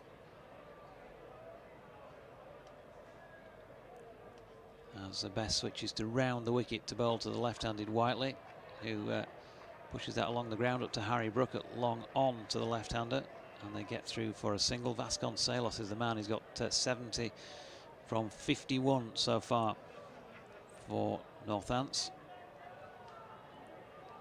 Adam Rossington also made 59 from 38 balls for them as well. And what was clearly a very good opening partnership. As Cox turns his next best delivery around the corner, Ferguson's giving chase but can't get there. 4 more down to the foot of the northeast enclosure. That's the end of that Bess over comes, and the Rapids then, with 4 overs remaining, are 136 for the loss of 4 wickets. Don Bess has completed his 4 overs. 4 overs, no maidens, 1 for 34 tonight. First of the Yorkshire bowlers to complete the quartet. There is another match taking place tonight as well in the South Group, by the way. It looks as though Somerset are going to waltz to victory against Surrey as well. Surrey made 146 for 8, Somerset 144 for 3. Need just 3 runs from 11 balls with those 7 wickets in hand. So I think we know where the points are going there. And that will be a fillip for Somerset, who've not started the competition well. Just a 2nd win for them. And it will dent, to some extent, Surrey's qualification hopes. It'll be just a 2nd defeat for them. Ferguson back into the attack for Yorkshire for over number 17 of this Worcestershire Rapids knock. And it's first up to Ross Whiteley, who hit that one up to mid-off. Joe Root does the fielding, and he's happy to let them have 1. 55 needed from 23 here. We've seen some special hitting, very special hitting in the Yorkshire innings. And it's now time for the Rapids to try and step up and do something pretty similar. Ferguson in again from the Kirkstall Lane end then, and a low full toss, maybe attempted Yorker. It was wide, just wide of off stump. It was still full toss as it passed the stumps, but Cox, who was trying to touch rather than forcing shot, missed out. Still 4 to come in the over, and Frankie's back. Yeah, it's any dot ball at this stage is a good ball, isn't it? I think it was an attempted Yorker turned into a low full toss. A low full toss not easy to hit at this pace. Ferguson in once more. Bowls to Cox, giving himself a bit of room. Again, it's the low full toss. This time he does get a bat on it, squirts it away square on the offside for a single. Good time for somebody of this pace to bowl, I think, when you need 14 and over. I mean, it's okay if he's bowling a bit short and giving you a bit of room, but Ferguson right up there, isn't he? Right up there in the block hole or fuller still. Difficult to get underneath, difficult to find the boundary. Only needs to bowl 1 tidy over and it will become almost impossible. The run rate over 15 now as he comes round the wicket to bowl to Whiteley, who drives on the offside but straight to Joe Root at mid-off, and they only get a single. So Lockie Ferguson doing a great job. He's in his 3rd over, he's only gone for 9 so far. Don Bess 4 overs, no maidens, 1 for 34, as you said, Jonathan. Not a bad job in the circumstances, but it's been some tidy figures elsewhere. Thompson a little bit expensive, but most of the other bowlers have been pretty tidy by T20 standards, especially Ferguson, who comes in and bowls to Cox. This one takes him on the pad as he tries to flick it away on the leg side, and they don't even get a leg by because it whizzes down to the man at short fine leg. Worcestershire desperate for a boundary now off this last ball. This over so far having yielded just 3 runs. What a tremendous time to bowl an over like that from Lockie Ferguson. This is what he gives you, the ability to bowl at this pace and get it really full. Makes it very difficult to hit.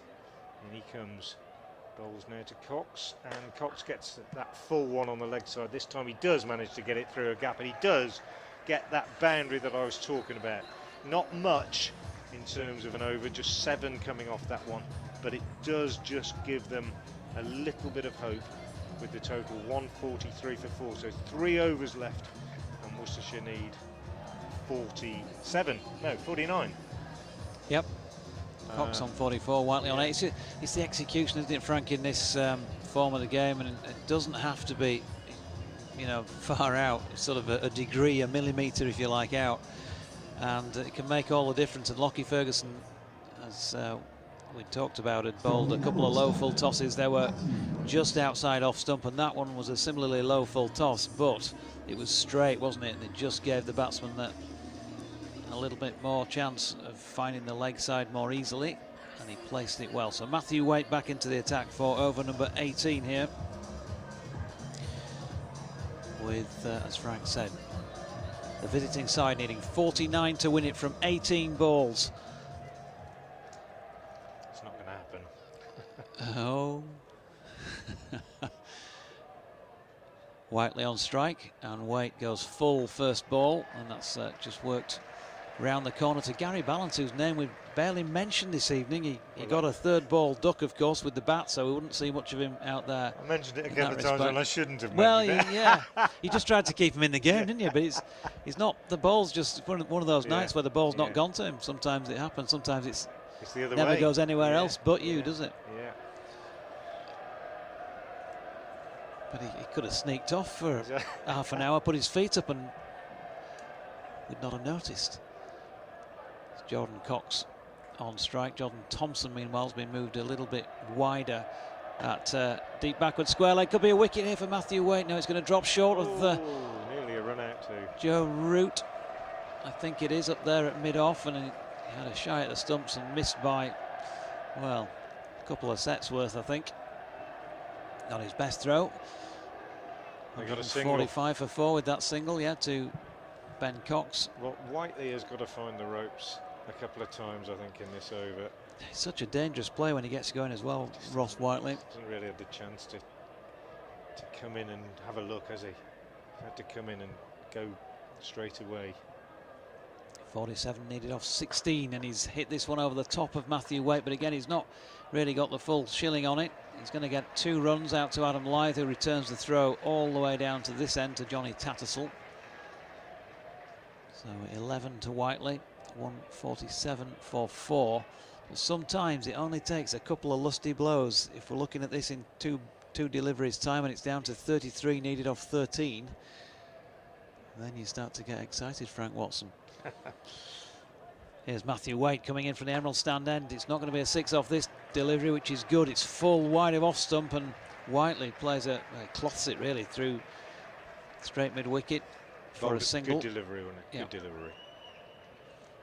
148 for 4. The Yorkshire crowd here at Emerald Headingley expectant now, and they certainly were not that at around about 6:45 this evening, when their team were 3 or 4 down for next and out. There's Waite's next delivery, an attempted pull from Cox, but he misses out. I think that again was a slower delivery, and he played the shot too soon. Hard to tell precisely from where we're sitting, because Ben Cox has his back to us.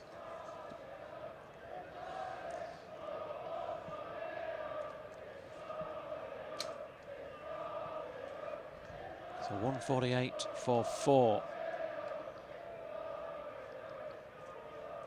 England cruising towards victory, 102 for 1. They need 28 off 48 against Sri Lanka at Cardiff. Here's Waite here at Emerald Headingley, turned by Cox down to Matthew Fisher at fine leg for no more than a single off the last ball of that 18th over. Cox on 46, Whiteley on 12, a partnership worth 31 so far. And well, that over was worth just the 6 runs, much less than the Rapids need at this stage, and in fact they now need 43 off just 12 deliveries to win the game. That would be something pretty special. Yeah, it would, and it's not going to happen. And really, you know, when you look back, even having Yorkshire had that great recovery, we were still thinking 160, weren't we? And if it had been 160, I think it would have been a very competitive total, but 190, just too many. And particularly with the loss of early wickets again for Worcestershire as well. And only Ricky Vessels and Ben Cox really have been able to get going at all. Lockie Ferguson starts the 19th over, bowling to Cox, and he goes full again, and Cox slices it for 4 down to third man. Wide and full from Lockie Ferguson, going for that Yorker again, that low full toss. It's no ball actually called by the umpire because of the height, so it'll be a free hit off the next one. 155 for 4. Free hit signalled as I speak. So a little window of opportunity for Ben Cox. If you can get this one to the boundary as well, that'll make a big difference. As Ferguson comes in and bowls, and he goes short, and Cox does get it to the boundary. Beautifully played, actually. It's almost as though he knew what was coming, that one. Short from Ferguson, who's been bowling very full, and Cox swinging round on it, and one of those sort of swivelling pull shots down to the boundary. 159 for 4, so those 8 runs effectively coming off one ball have made it a slightly different proposition. Cox is 50 off 33 balls, good effort. Needing almost 3 a ball here, almost as 50 as quickly as Vessels. Short again from Ferguson, and Cox gets 4 more down to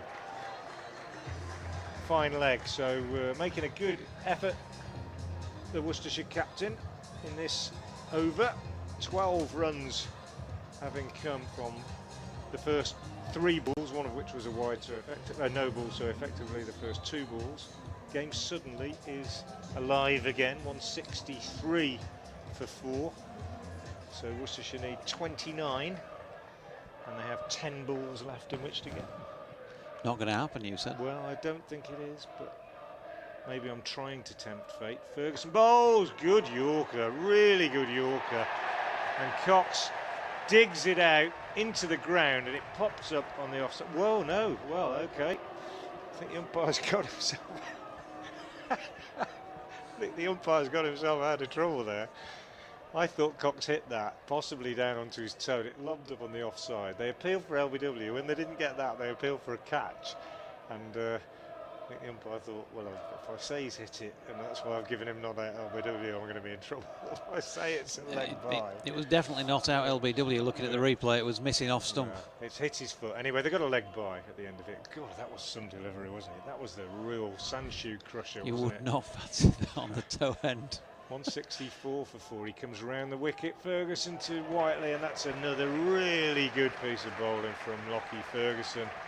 Whiteley giving himself room, and Ferguson, who's just got that. I mean, if he gets it wrong, he over pitches, but he's very, very rarely he gets it too short. And that one right up there, skidding through to Tattersall. Really good bit of bowling. 164 for 4. 19th over, 2 balls left. They've made a good effort, Worcestershire, since about 10 overs. Ferguson in again, round the wicket, bowls to Whiteley. Another great delivery, but Whiteley this time just managed to just pick it up early enough to drive it off the front foot. And by pick it up early enough, I mean just to interrupt its flight really before it was right on him. Again, he's trying for that Yorker. Good shot. Not a lot of gap between the two fielders down at mid-off really well. and extra cover, probably 15 to 20 yards. Yeah, hit and it really split well. them. Another boundary this over could make the last one interesting. Ferguson's in, Whiteley bowls at Whiteley, gets an inside edge, doesn't get a boundary, goes to short fun leg for a single. That's a really good over by Lockie Ferguson in the situation. 50 partnership from 28 balls between these two. But Ben Cox is 50. 33 balls, 7 fours and a 6. Really good effort. 50 partnership between these two in 28 balls, but probably just not quite going to be enough. 23 required off the last over. And Lockie Ferguson finished with 4 overs, no maidens, 1 for 32. Matthew Fisher is going to complete the evening with the ball for Yorkshire from the Emerald stand end of the ground. And so we know then that Joe Root finishes with 2 overs for 17. Matthew Waite 3 overs for 26. And Jordan Thompson 3 overs for 33. Just Matthew Fisher to complete here. And he comes from the Emerald stand end of the ground, bowling to the left-handed Ross Whiteley, needing 23 to win off the last over. That's 4 of them. He's got it away through extra cover. He gave that plenty of bottom hand and smashed it away through the offside. So 19 off 5. Those who thought it would be comfortable, well, as I think I said a while ago, when one team have scored them, you know it's possible. And the others are making a pretty good attempt. 173 for 4. There's going to be a fair bit of protracted discussion between deliveries, you would have thought, in this last over. Joe Root is just having a chat with Fisher, and he's now asking Jordan Thompson to go around the boundary to just about where that ball crossed the rope. Root himself coming in on the one inside the circle in the covers. Lockie Ferguson is at backward point as Fisher comes in again. This has gone high in the air. Harry Brook coming in from the long on boundary, makes a very comfortable catch in the end. And it's another wicket for Yorkshire, a second on the night for Matthew Fisher. And it is the end of the left-handed Ross Whiteley, who has gone, caught Brook, bowled Fisher for 21 well-made runs for the Worcestershire Rapids. And they are 173 now for the loss of 5 wickets. Yeah, just a bit too much, wasn't it, for Whiteley. Had to find the boundary 4 or 5 times in this over. Managed it once, but just a bit too much. Good partnership between Whiteley and Ben Cox, adding 55 for that 5th wicket, but just a bit too much. And Ben Dorshus comes out with the thankless task of trying to see them over the line from this position. They're going to finish about 10-15 short, and when you look at that last over that went for 28, you could say that was a turning point, but there were probably 1 or 2 earlier as well. Yeah, so 19 needed off just the 4. And just checking, I think they crossed, yeah they did. Ben Cox is down at, with his back to us at this Kirkstall Lane end of the ground. The chants continue over on the Western Terrace, nobody leaving this one. Hoping to see a Yorkshire victory. Can they see it home? 4 balls remaining. Short ball here, pulled but not convincingly by Ben Cox, and it's not going to get to the boundary. Matthew Waite makes a little bit of a fumble as he comes round beneath our commentary position to field, so they get back for a second. Cox 60, the Rapids 175 for 5, now needing, well, 17 off 3 balls. You can do the maths. Can you? In comes Fisher to Cox, who flat bats this past Dorshus at the non-striking end. In peril for a moment, but he didn't hit it like a tracer bullet, didn't really time that one that well, and they only get the 1, and the cheers ring around the ground here, because Worcester now needs 16 off 2. And he just needs to bowl 2 legitimate deliveries, whatever they are. And Yorkshire will be looking at a 5th win of their Vitality Blast North Group campaign in just their 7th outing. Fisher in, and he steps back this time, does Dorshus. It's his first delivery, of course, isn't it? And he's got it away wide of long on. Jordan Thompson comes in to do the fielding, and they get back for 2, and that is that. 2 to Dorshus, 178 for 5, and the Rapids are gone here. 14 needed off the last ball.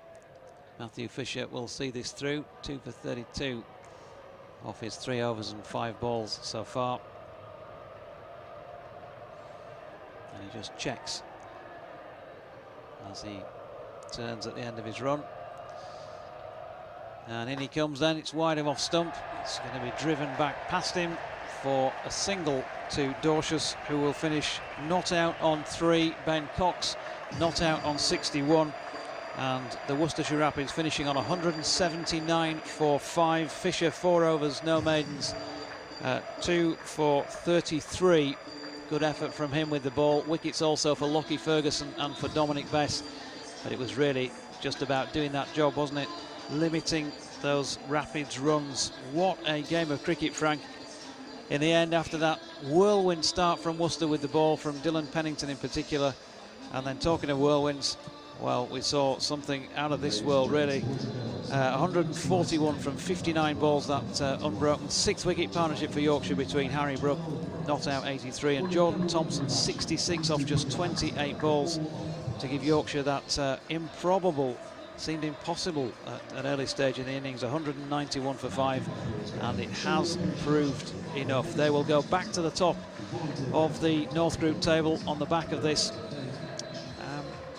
Well, the Rapids, they're going to have to go away, lick their wounds and try and come up with something better than this. It certainly was at least better than what we saw at New Road last week, and of course what you saw at Trent Bridge last night, but still not up to the mark. Yeah, but a really, really disappointing end to the game when you think Worcestershire lost by 12 runs and they conceded 74 runs off those last 4 overs. It's you'd have to say really that's probably where they lost it, wouldn't you? Even though you could say that if you have a team 18 for 4 in the power play, you should always win the game. But there we go. It was an improved performance, but they lose by 12 runs, and they're going to have a struggle now, I think, to make headway in the group, really, you'd have to say. And a powerful display, the highlight of which for me was that magnificent partnership between Brooke and Thompson. But there you go, disappointment for Worcestershire for 2 nights running.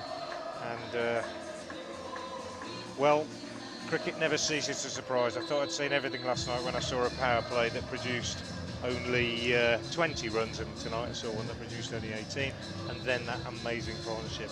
Yep. But as you say, great game of T20 cricket.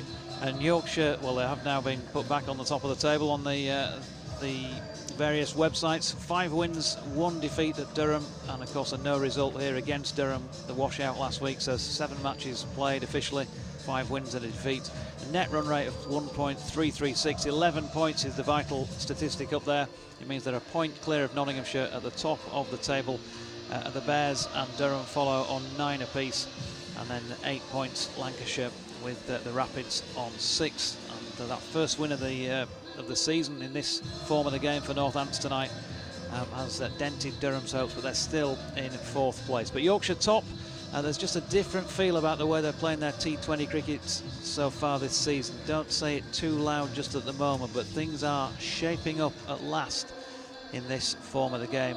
But it's only the halfway stage. We'll wish both Will Frayne and Tom Kohler-Cadmore well in trying to get back from their injuries for the second half of this campaign, and for red ball cricket to come with those fixtures against Northants coming up at the end of next week.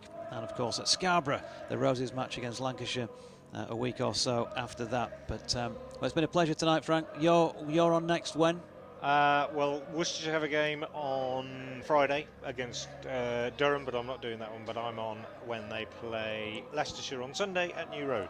Okay, and I'll be down at Grace Road on Friday night for Leicestershire versus Yorkshire in the 8th fixture for the Vikings in this particular competition, and then back here Saturday for Northants, a 2:30 start for that one. Hope you'll join me for that, or Frank or his other colleagues if you're of a Worcestershire persuasion for their fixture at Durham, and then on to Leicester. But from Frank and from myself, Jonathan Doidge, many thanks for your company this evening.